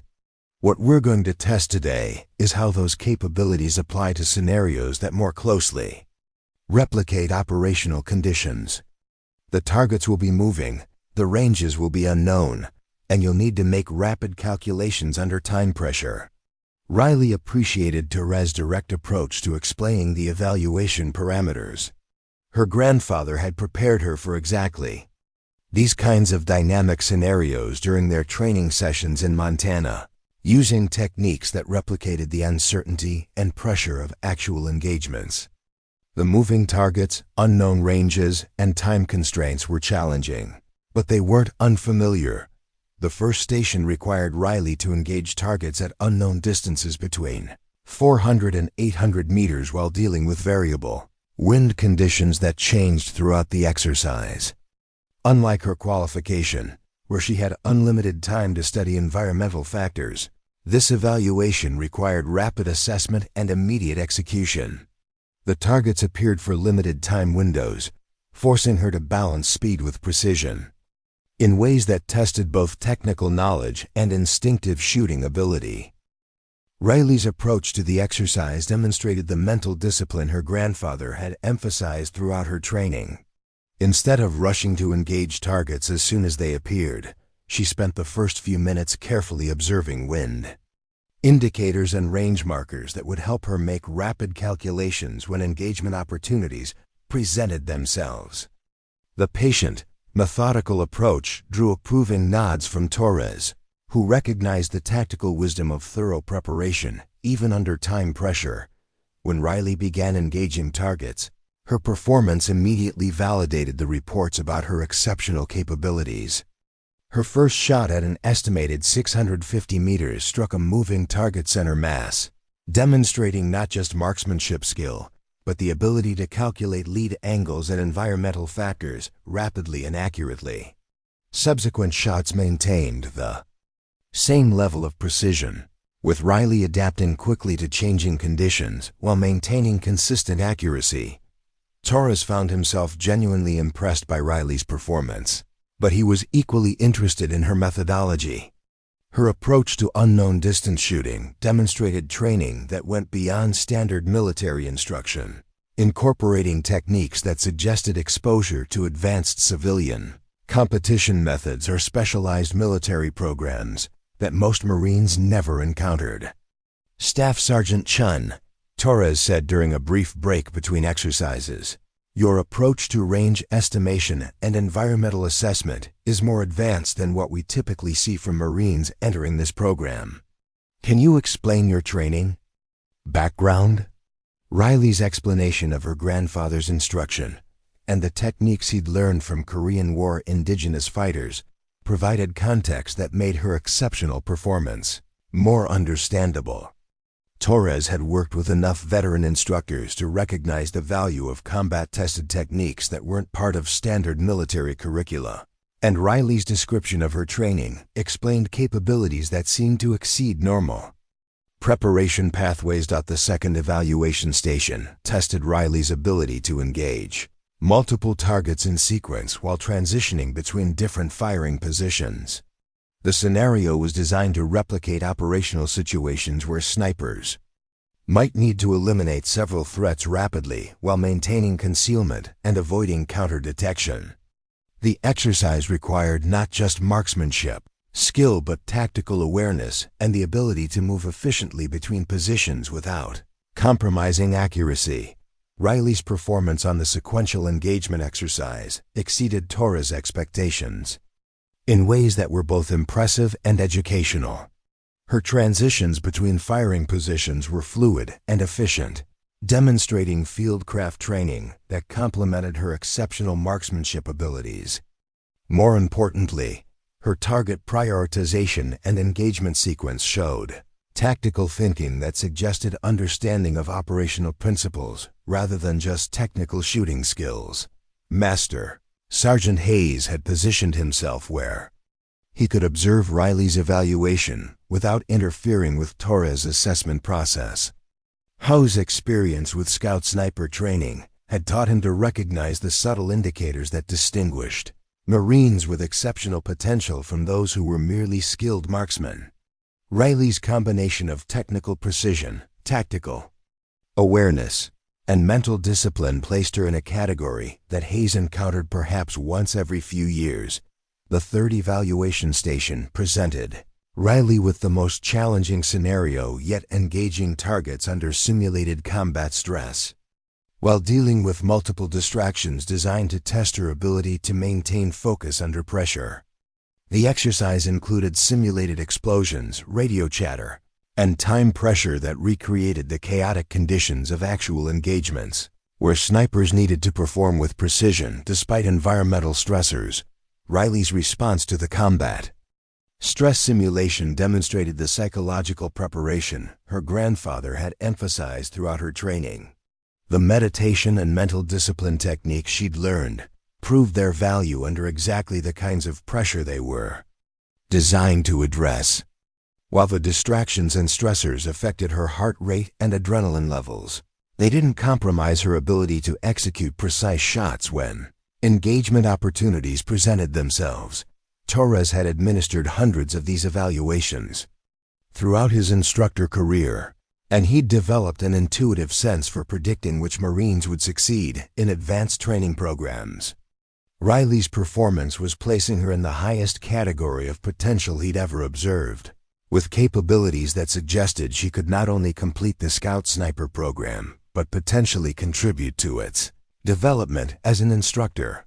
The final evaluation station tested Riley's ability to integrate all the skills demonstrated in previous exercises while conducting a complex scenario that required tactical planning, environmental assessment, target engagement, and extraction under realistic time constraints.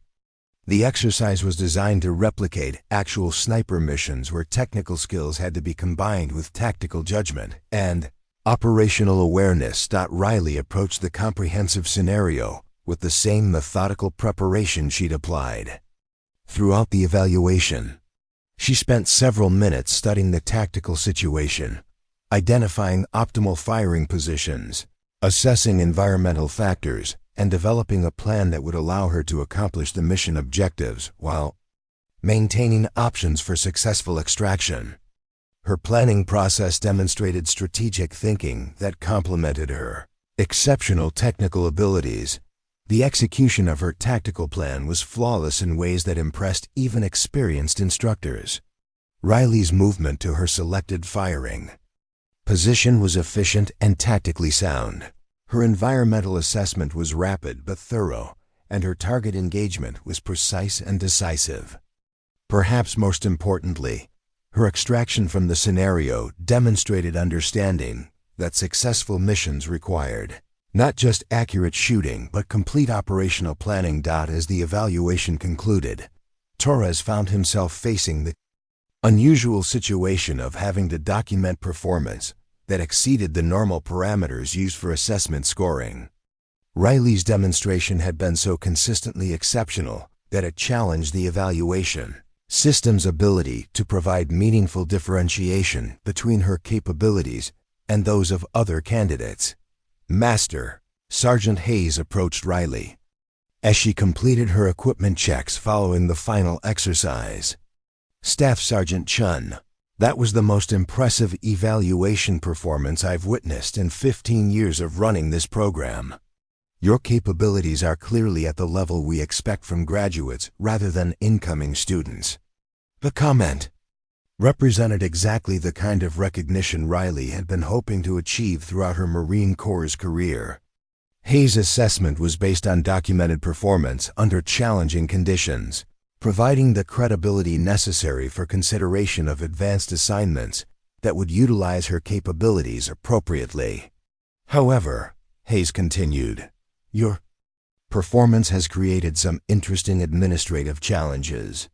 Your demonstrated abilities suggest you could serve effectively as an instructor immediately, but our normal progression requires completion of the student program first. We're going to need to develop a specialized track that addresses your unique situation. The discussion of specialized advancement pathways represented a significant departure from standard military personnel development procedures. Riley's case was sufficiently unusual to require creative solutions that balanced institutional requirements with the practical need to utilize exceptional capabilities effectively. Torres joined the conversation with his preliminary assessment results. Ma'am, your evaluation scores place you in the top percentile of performance we've ever documented. Your technical skills, tactical awareness, and ability to perform under pressure all indicate readiness for immediate assignment to instructor roles. The confirmation of exceptional performance from multiple experienced instructors provided Riley with the validation she'd been seeking since joining the Marine Corps. Her capabilities were finally being recognized and evaluated by people who understood their significance and could provide opportunities for appropriate development. As the evaluation day concluded, and Riley prepared for the administrative processes that would determine her future assignment, she understood that her demonstration had once again exceeded expectations in ways that created new opportunities. The path forward remained uncertain, but it was clear that her exceptional abilities were now being recognized at the highest levels of Marine Corps marksmanship training. The transformation from overlooked support personnel to recognized exceptional performer was continuing to evolve in ways that validated her grandfather's teachings about preparation, perseverance, and the eventual recognition that came to those who refused to accept limitations imposed by others' assumptions. The unprecedented decision to fast-track Riley through the Scout Sniper School's instructor development program sent ripples through the Marine Corps' advanced training community that extended far beyond Quantico.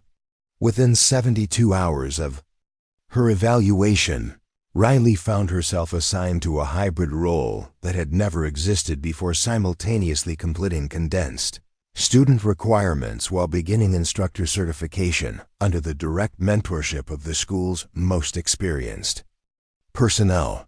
Master Sergeant Hayes had spent those 3 days in lengthy consultations with Marine Corps headquarters, working to develop a training pathway that would maximize Riley's potential while maintaining the institutional standards that made the Scout Sniper School's credentials respected throughout the military community. The solution they developed was ambitious and risky. Riley would complete critical student modules in an accelerated timeframe while demonstrating her teaching capabilities with incoming classes. The announcement of Riley's unique assignment status had drawn intense interest from military training communities beyond the Marine Corps.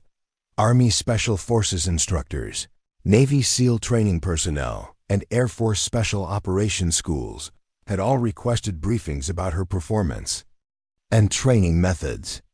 The attention was flattering but also created pressure that Riley understood could become overwhelming if not managed carefully. Colonel Patterson had made the decision to limit external access to Riley during her initial training period, understanding that excessive attention could interfere with her development and create unrealistic expectations about immediate results.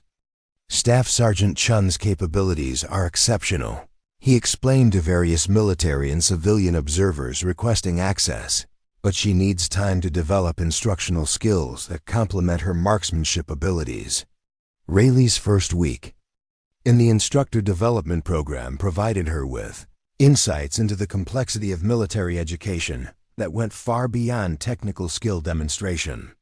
Teaching advanced marksmanship required not just exceptional personal ability, but understanding of learning psychology, curriculum development, and the ability to adapt instruction methods to accommodate different learning styles and capability levels. Her assigned mentor, Gunnery Sergeant Patricia Wolf, was a 12-year veteran of the Scout Sniper School who had developed innovative instruction techniques that improved student success rates while maintaining the program's demanding standards.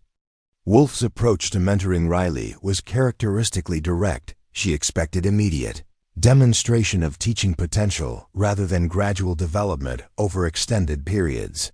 Chen, exceptional personal performance and effective instruction are completely different skill sets, Wolf explained during their first mentoring session.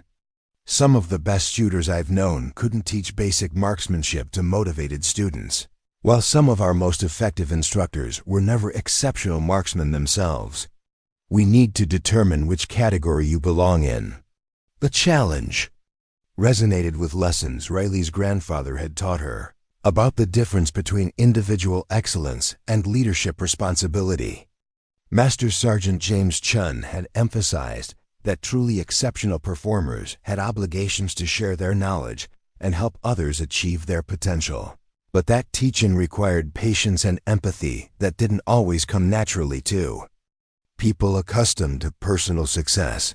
Riley's first teaching assignment involved working with a class of 12 Marines who were struggling with advanced ballistics calculations required for precision shooting at extended ranges. The students represented a cross-section of capability levels. Some had strong mathematical backgrounds, but limited practical shooting experience, while others were intuitive marksmen who struggled with the technical theory underlying their practical skills. The teaching challenge forced Riley to articulate knowledge and techniques that had become intuitive through years of practice. Explaining her grandfather's methods for reading environmental conditions required breaking down complex observations into teachable components that students could understand and apply systematically. The process was more difficult than she had anticipated, requiring her to analyze her own methods in ways she had never needed to consider.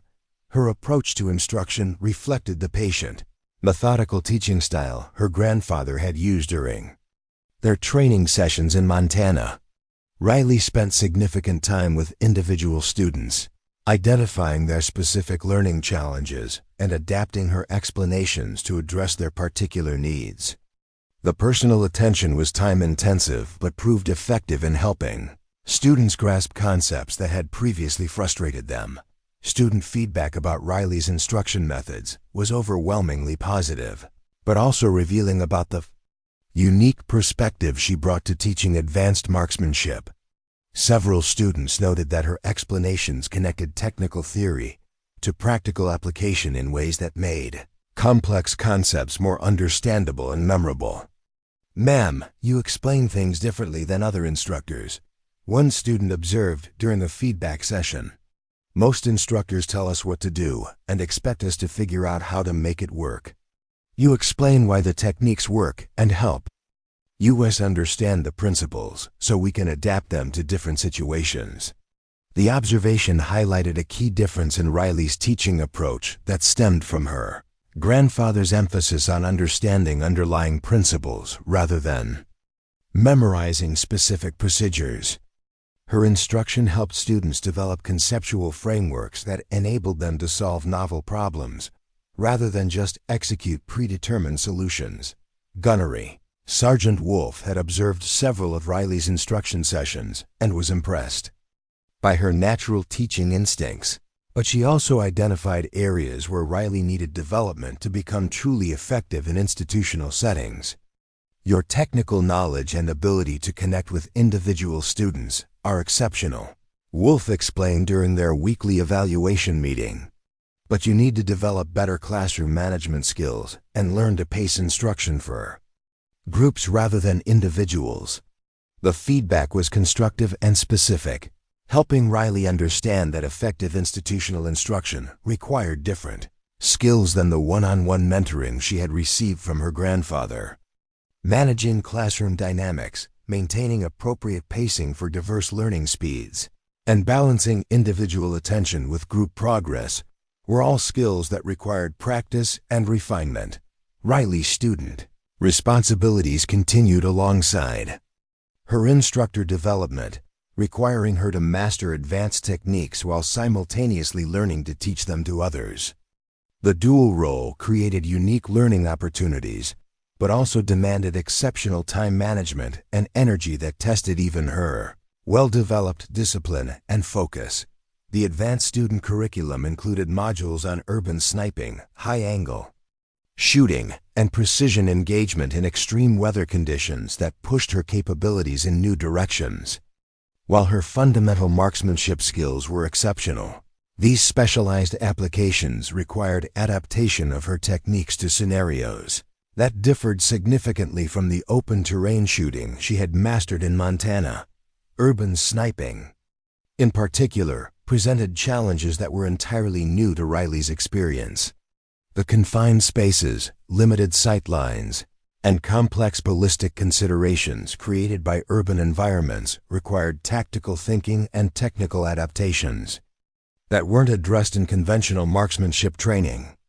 Her performance in these modules would determine whether her exceptional abilities translated to the full spectrum of scenarios that operational snipers might encounter.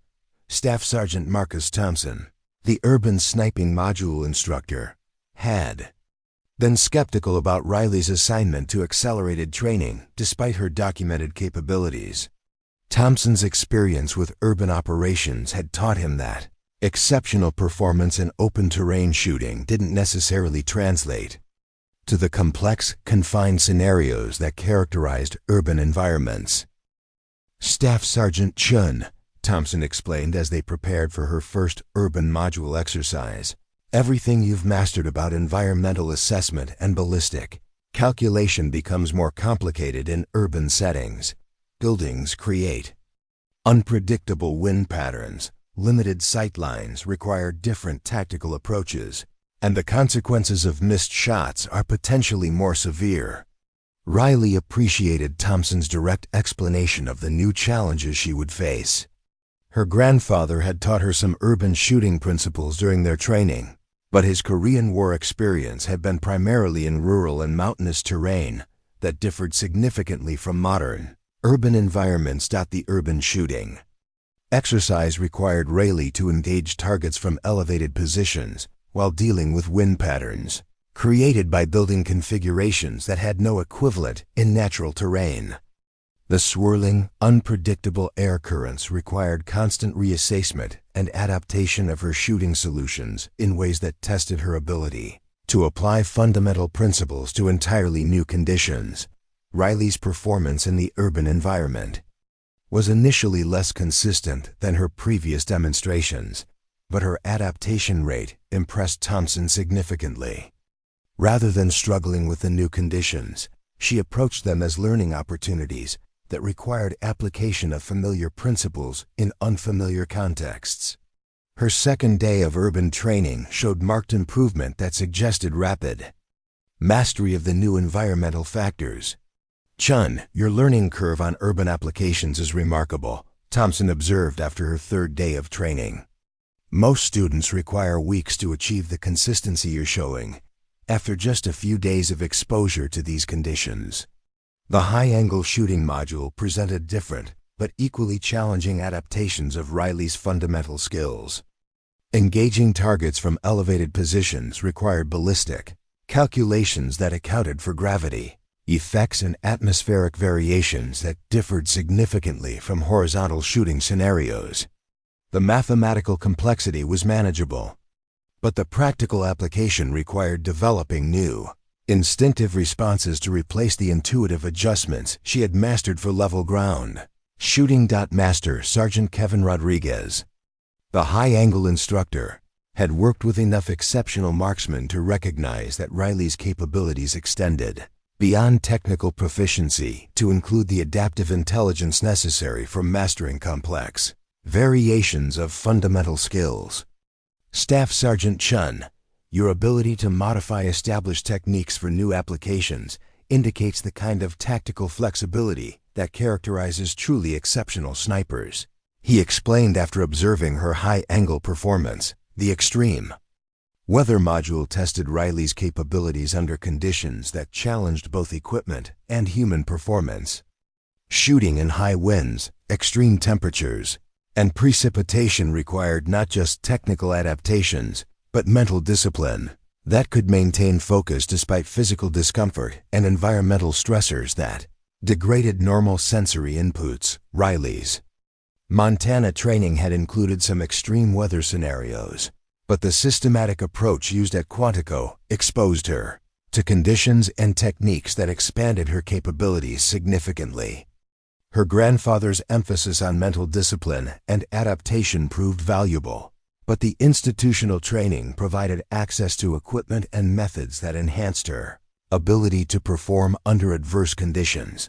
The combination of accelerated student training and instructor development created a demanding schedule that tested Riley's time management and energy reserves.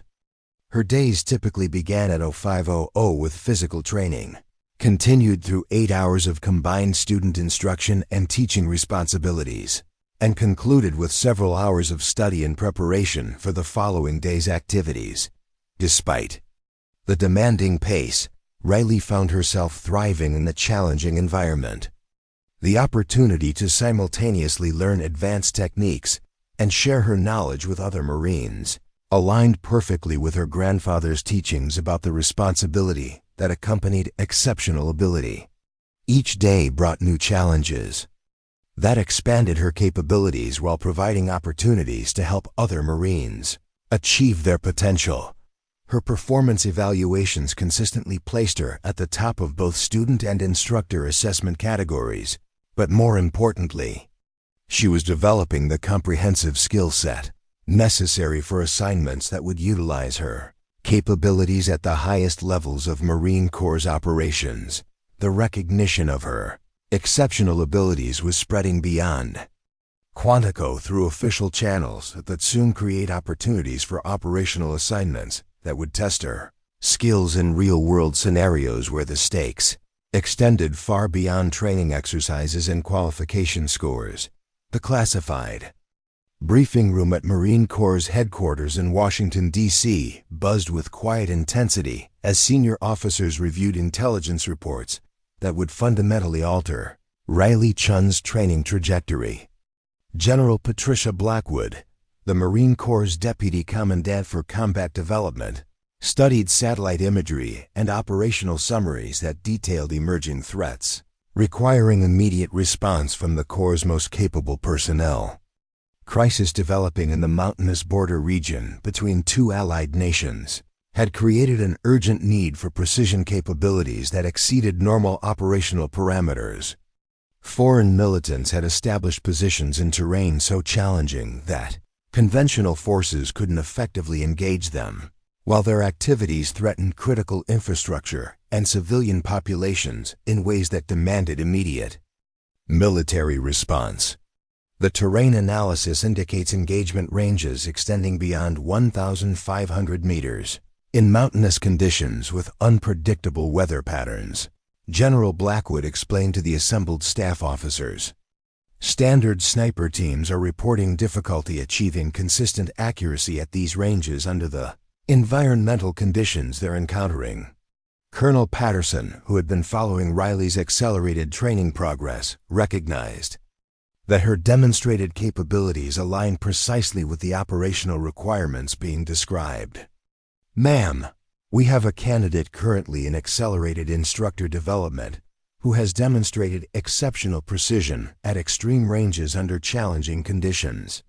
The mention of Riley's case drew immediate attention from the intelligence officers who had been struggling to identify personnel with the specific capabilities required for the emerging mission. General Blackwood requested detailed briefings about Riley's qualification performance and subsequent training results, understanding that operational success might depend on deploying Marines with abilities that exceeded normal selection criteria. Riley herself remained unaware of these high-level discussions as she continued her demanding schedule of student training and instructor responsibilities at Quantico. Her current focus was mastering the extreme weather shooting techniques that Master Sergeant Williams had been teaching through increasingly challenging scenarios, designed to replicate the worst conditions operational snipers might encounter. Extreme weather training had proven to be among the most difficult modules Riley had encountered since beginning her accelerated program. Shooting in high winds, freezing temperatures, and reduced visibility required adaptations of her fundamental techniques that challenged even her exceptional natural abilities and extensive preparation. Master Sergeant Williams had designed this training scenarios based on actual operational experiences from deployments in Afghanistan's mountainous regions, where environmental conditions regularly created engagement challenges that pushed equipment and human capabilities to their limits. Staff Sergeant Chen, the conditions you're training in here are actually more moderate than what our teams encountered during winter operations in the Hindu Kush, Williams explained as they prepared for another challenging exercise. Riley's performance in extreme weather conditions had been initially inconsistent, requiring her to develop new techniques for maintaining precision when environmental factors severely compromise normal sensory inputs and equipment function. Her grandfather's training had included some adverse weather scenarios, but the systematic exposure to extreme conditions at Quantico was expanding her capabilities in directions that would prove crucial for upcoming operational requirements. Breakthrough in her extreme weather performance came when Riley began applying meditation techniques her grandfather had taught her for maintaining focus under stress. The mental discipline methods that had seemed abstract during peaceful training sessions in Montana proved their value when applied to scenarios where physical discomfort and sensory degradation threatened to compromise concentration and accuracy. The key insight was understanding that extreme conditions don't change the fundamental principles of precision shooting. Riley explained to a class of students who were struggling with similar challenges. They just require more disciplined application of those principles and greater reliance on systematic technique rather than intuitive adjustments. Her teaching approach to extreme weather shooting incorporated the patience and methodical preparation her grandfather had emphasized, helping students understand that successful performance under adverse conditions required acceptance of slower pacing and more careful preparation rather than attempts to maintain normal speed and efficiency. Gunnery Sergeant Wolf had observed Riley's instruction methods evolving throughout her accelerated program, noting improvements in classroom management and group pacing that addressed the developmental areas they had identified during her initial teaching assignments. Chun, your ability to adapt instruction methods while maintaining technical excellence is becoming exceptional, Wolf noted during their weekly evaluation meeting. The recognition of her developing teaching abilities was particularly satisfying because it validated her grandfather's emphasis on the responsibility that accompanied exceptional personal capabilities. Riley understood that her most significant long-term contribution to the Marine Corps would likely come through developing other Marines' abilities rather than just her own individual achievements.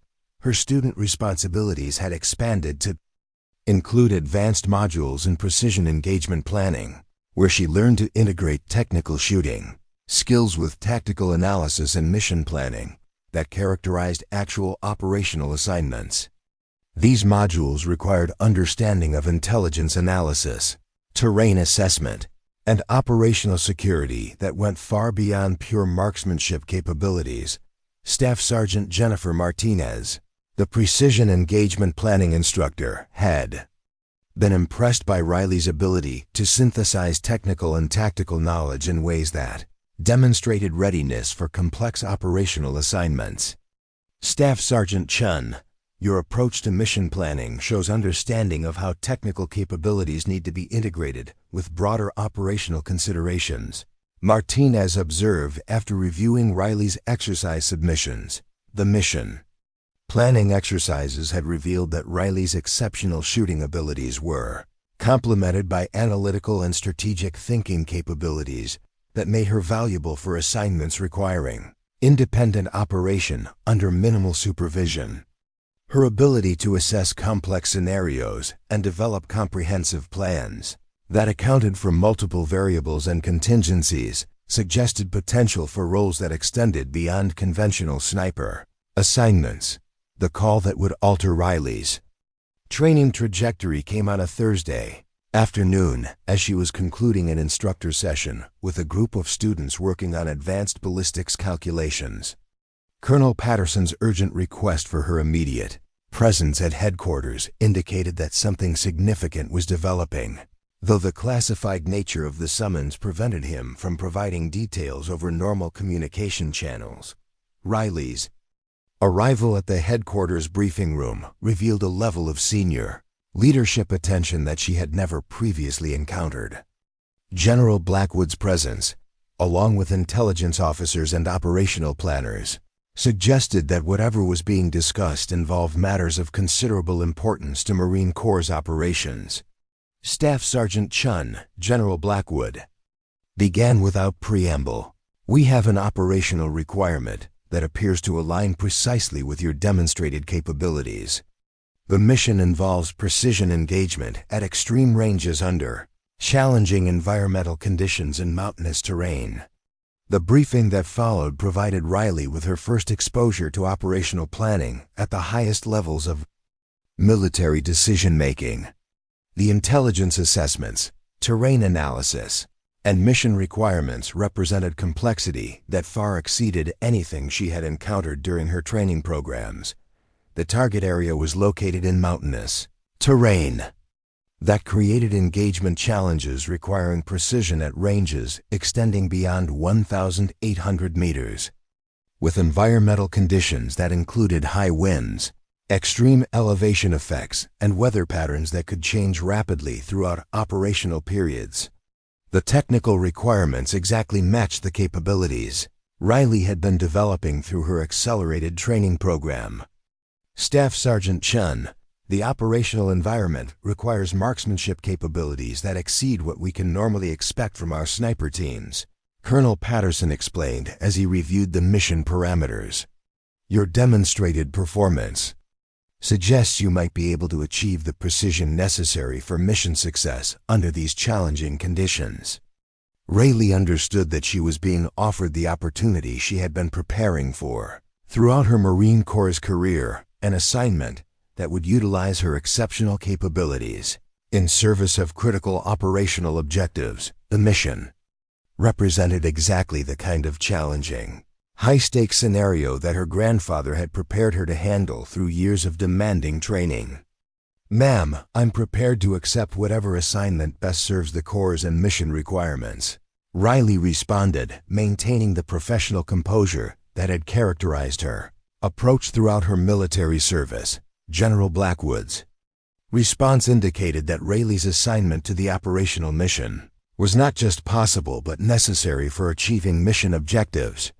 Staff Sergeant Chen, based on your training performance and demonstrated capabilities, you're being assigned to immediate operational deployment as part of a specialized team tasked with precision engagement requirements that exceed normal parameters. The assignment represented a dramatic acceleration of Riley's career progression, moving her directly from training programs to operational deployment in a role that would test her capabilities under real-world conditions, where success or failure could have strategic implications. The operational briefing continued with detailed intelligence assessments and mission planning sessions that would prepare Riley for deployment within days rather than the weeks or months typically required for such transitions. The urgency reflected the critical nature of the developing situation and the limited availability of personnel with the specific capabilities required for mission success. That is, the briefing concluded, and Riley began preparing for immediate deployment. She understood that her journey from mock staff sergeant to operational specialist had reached another crucial transition point.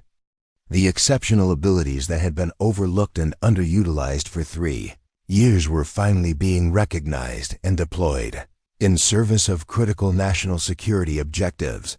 The transformation from training environment to operational deployment would test not just her technical capabilities, but her ability to apply everything she had learned under conditions where the consequences of success or failure extended far beyond personal achievement to matters of strategic importance. Her grandfather's teachings about preparation, patience, and performance under pressure were about to be tested in the ultimate arena where exceptional capabilities would be measured against real-world challenges that could not be repeated or corrected through additional attempts. The C-130 transport aircraft descended through turbulent mountain air toward a remote forward operating base that existed on no public maps, its coordinates known only to personnel with the highest security clearances. Riley Chen sat in the aircraft's cargo bay, surrounded by specialized equipment that represented the cutting edge of military precision shooting technology, each piece selected specifically for the extreme range and environmental challenges that awaited her deployment. The operational team Riley was joining consisted of 4 other Marines, each selected for capabilities that complemented the mission's demanding requirements. Staff Sergeant David Kim served as the team's intelligence analyst and communications specialist, his fluency in 3 regional languages making him invaluable for gathering local intelligence and coordinating with allied forces operating in the area. Gunnery Sergeant Maria Santos functioned as the team's tactical leader and security specialist, her extensive experience with mountain warfare providing the operational expertise necessary for conducting complex missions in challenging terrain. Santos had specifically requested assignment to this operation after reviewing Riley's qualification records and understanding that her exceptional capabilities would require protection and support from equally exceptional team members. Sergeant First Class Michael Torres handled advanced reconnaissance and target identification, using sophisticated optical equipment and electronic sensors to gather the precise intelligence necessary for extreme-range precision engagement. Torres' ability to calculate exact ranges, assess environmental conditions, and identify optimal shooting positions would be crucial for enabling Riley to apply her exceptional marksmanship skills effectively. Corporal Lisa Rodriguez served as the team's medical specialist and backup communications operator, her advanced trauma training providing essential capability for handling casualties in remote locations where conventional medical evacuation might not be available. Rodriguez's presence reflected the high-risk nature of the mission and the recognition that team members would need to be prepared for various contingencies. The mountain base they were approaching had been established specifically to support precision engagement operations against targets located in terrain so challenging that conventional forces had been unable to achieve mission objectives. The facility's location provided access to the operational area, while maintaining sufficient distance to avoid detection by hostile forces that had proven capable of identifying and targeting traditional military installations. Riley's mission briefing had revealed that enemy forces were using the mountainous terrain's natural advantages to establish positions that threatened critical infrastructure and civilian populations while remaining effectively immune to conventional military response. The extreme ranges and challenging environmental conditions had frustrated previous engagement attempts, creating an urgent need for capabilities that exceeded normal operational parameters. The intelligence assessment indicated that successful mission completion would require precision engagement at ranges approaching 2,000 meters under conditions that included high altitude effects, unpredictable wind patterns, and weather that could change from clear to stormy within minutes. These parameters exactly matched the extreme conditions Riley had been training for during her accelerated program at Quantico. Upon arrival at the forward operating base, Riley was immediately briefed on the specific tactical situation by Lieutenant Colonel Sarah Mitchell, the operational commander who had been personally selected to oversee missions requiring exceptional precision capabilities. Mitchell's background included extensive experience with special operations that had taught her to recognize and utilize extraordinary individual abilities when conventional approaches proved insufficient. Staff Sergeant Chen, the targets you'll be engaging are located in positions that have been essentially immune to conventional military response, Mitchell explained as they reviewed detailed topographical maps and intelligence assessments. Previous attempts using standard sniper teams have been unsuccessful due to the extreme range and environmental challenges involved.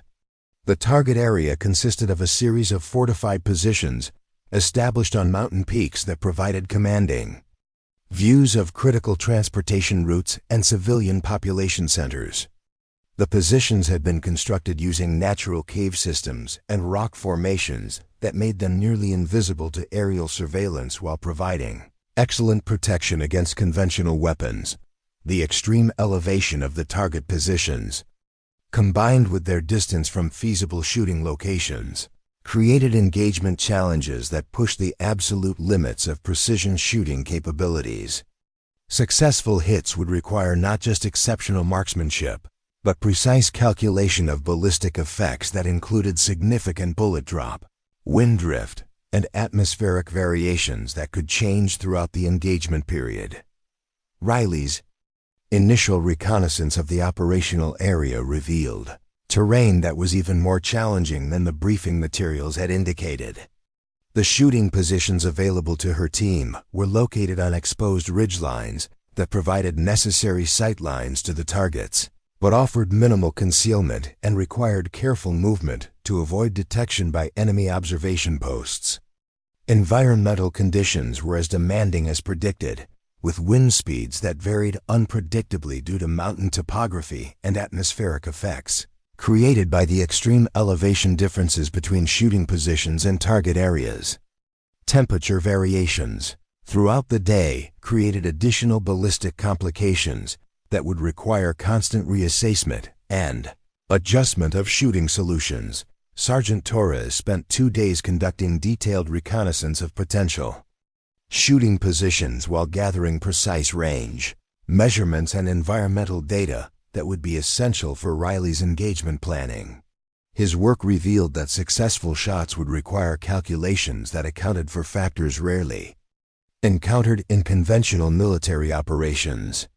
Ma'am, the environmental variables we're dealing with here are more complex than anything I've encountered in 10 years of reconnaissance work, Torres reported during their mission planning session.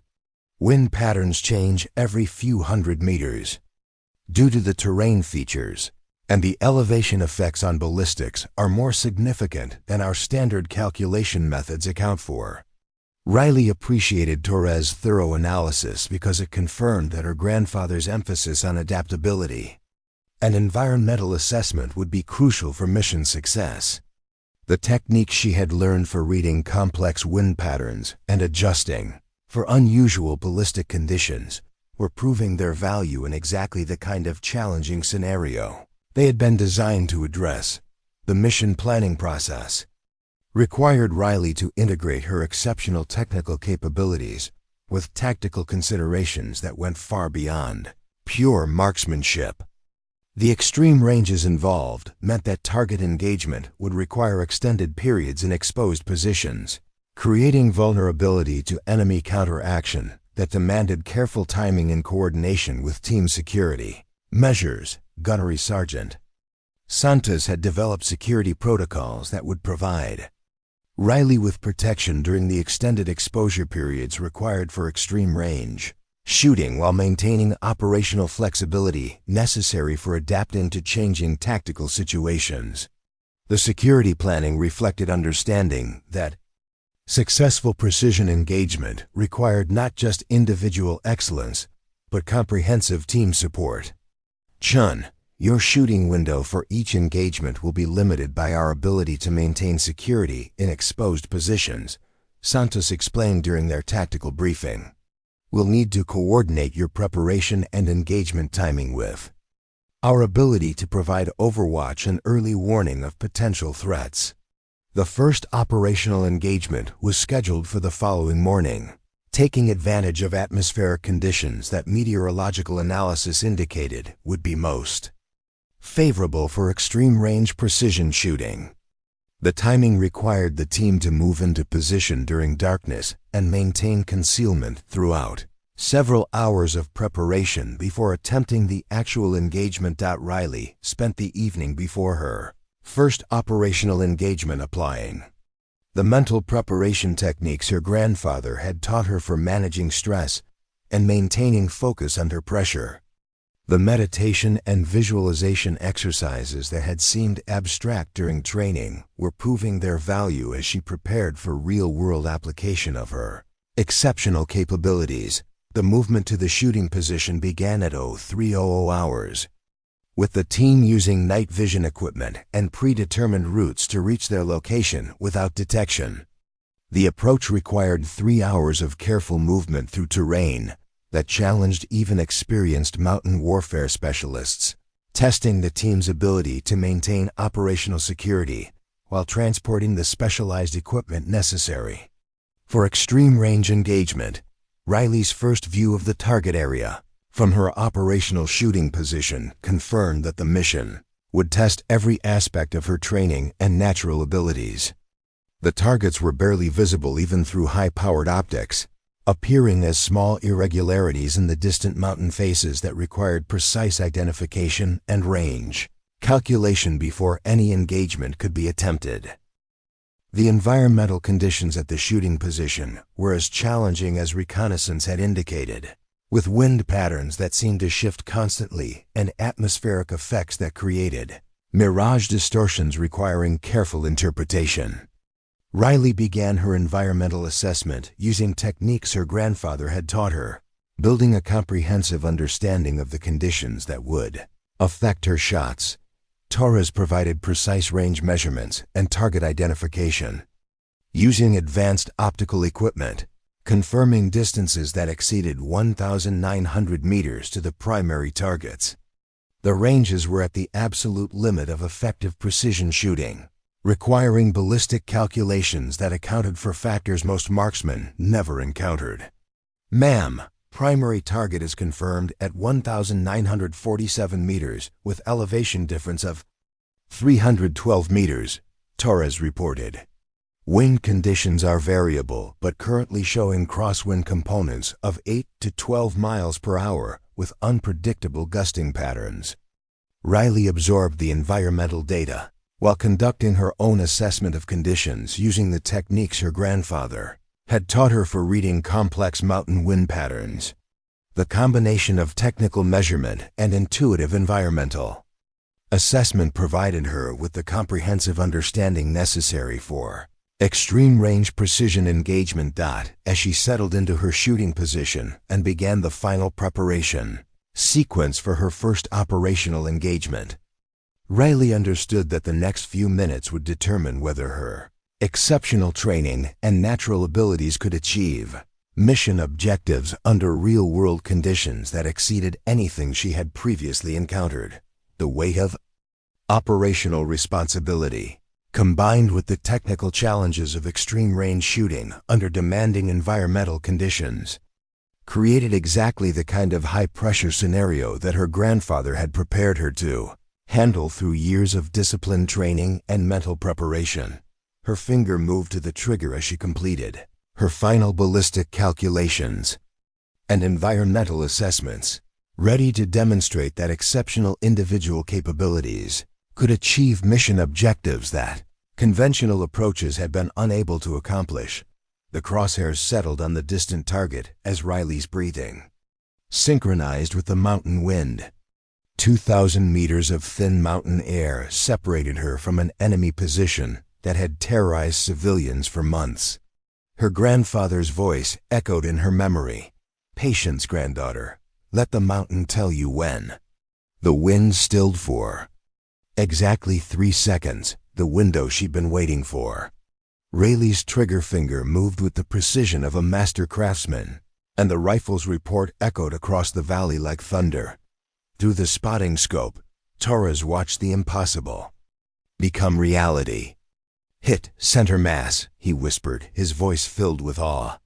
At nearly 2,000 meters, in conditions that had defeated conventional sniper teams, Riley had achieved what military experts considered theoretically impossible.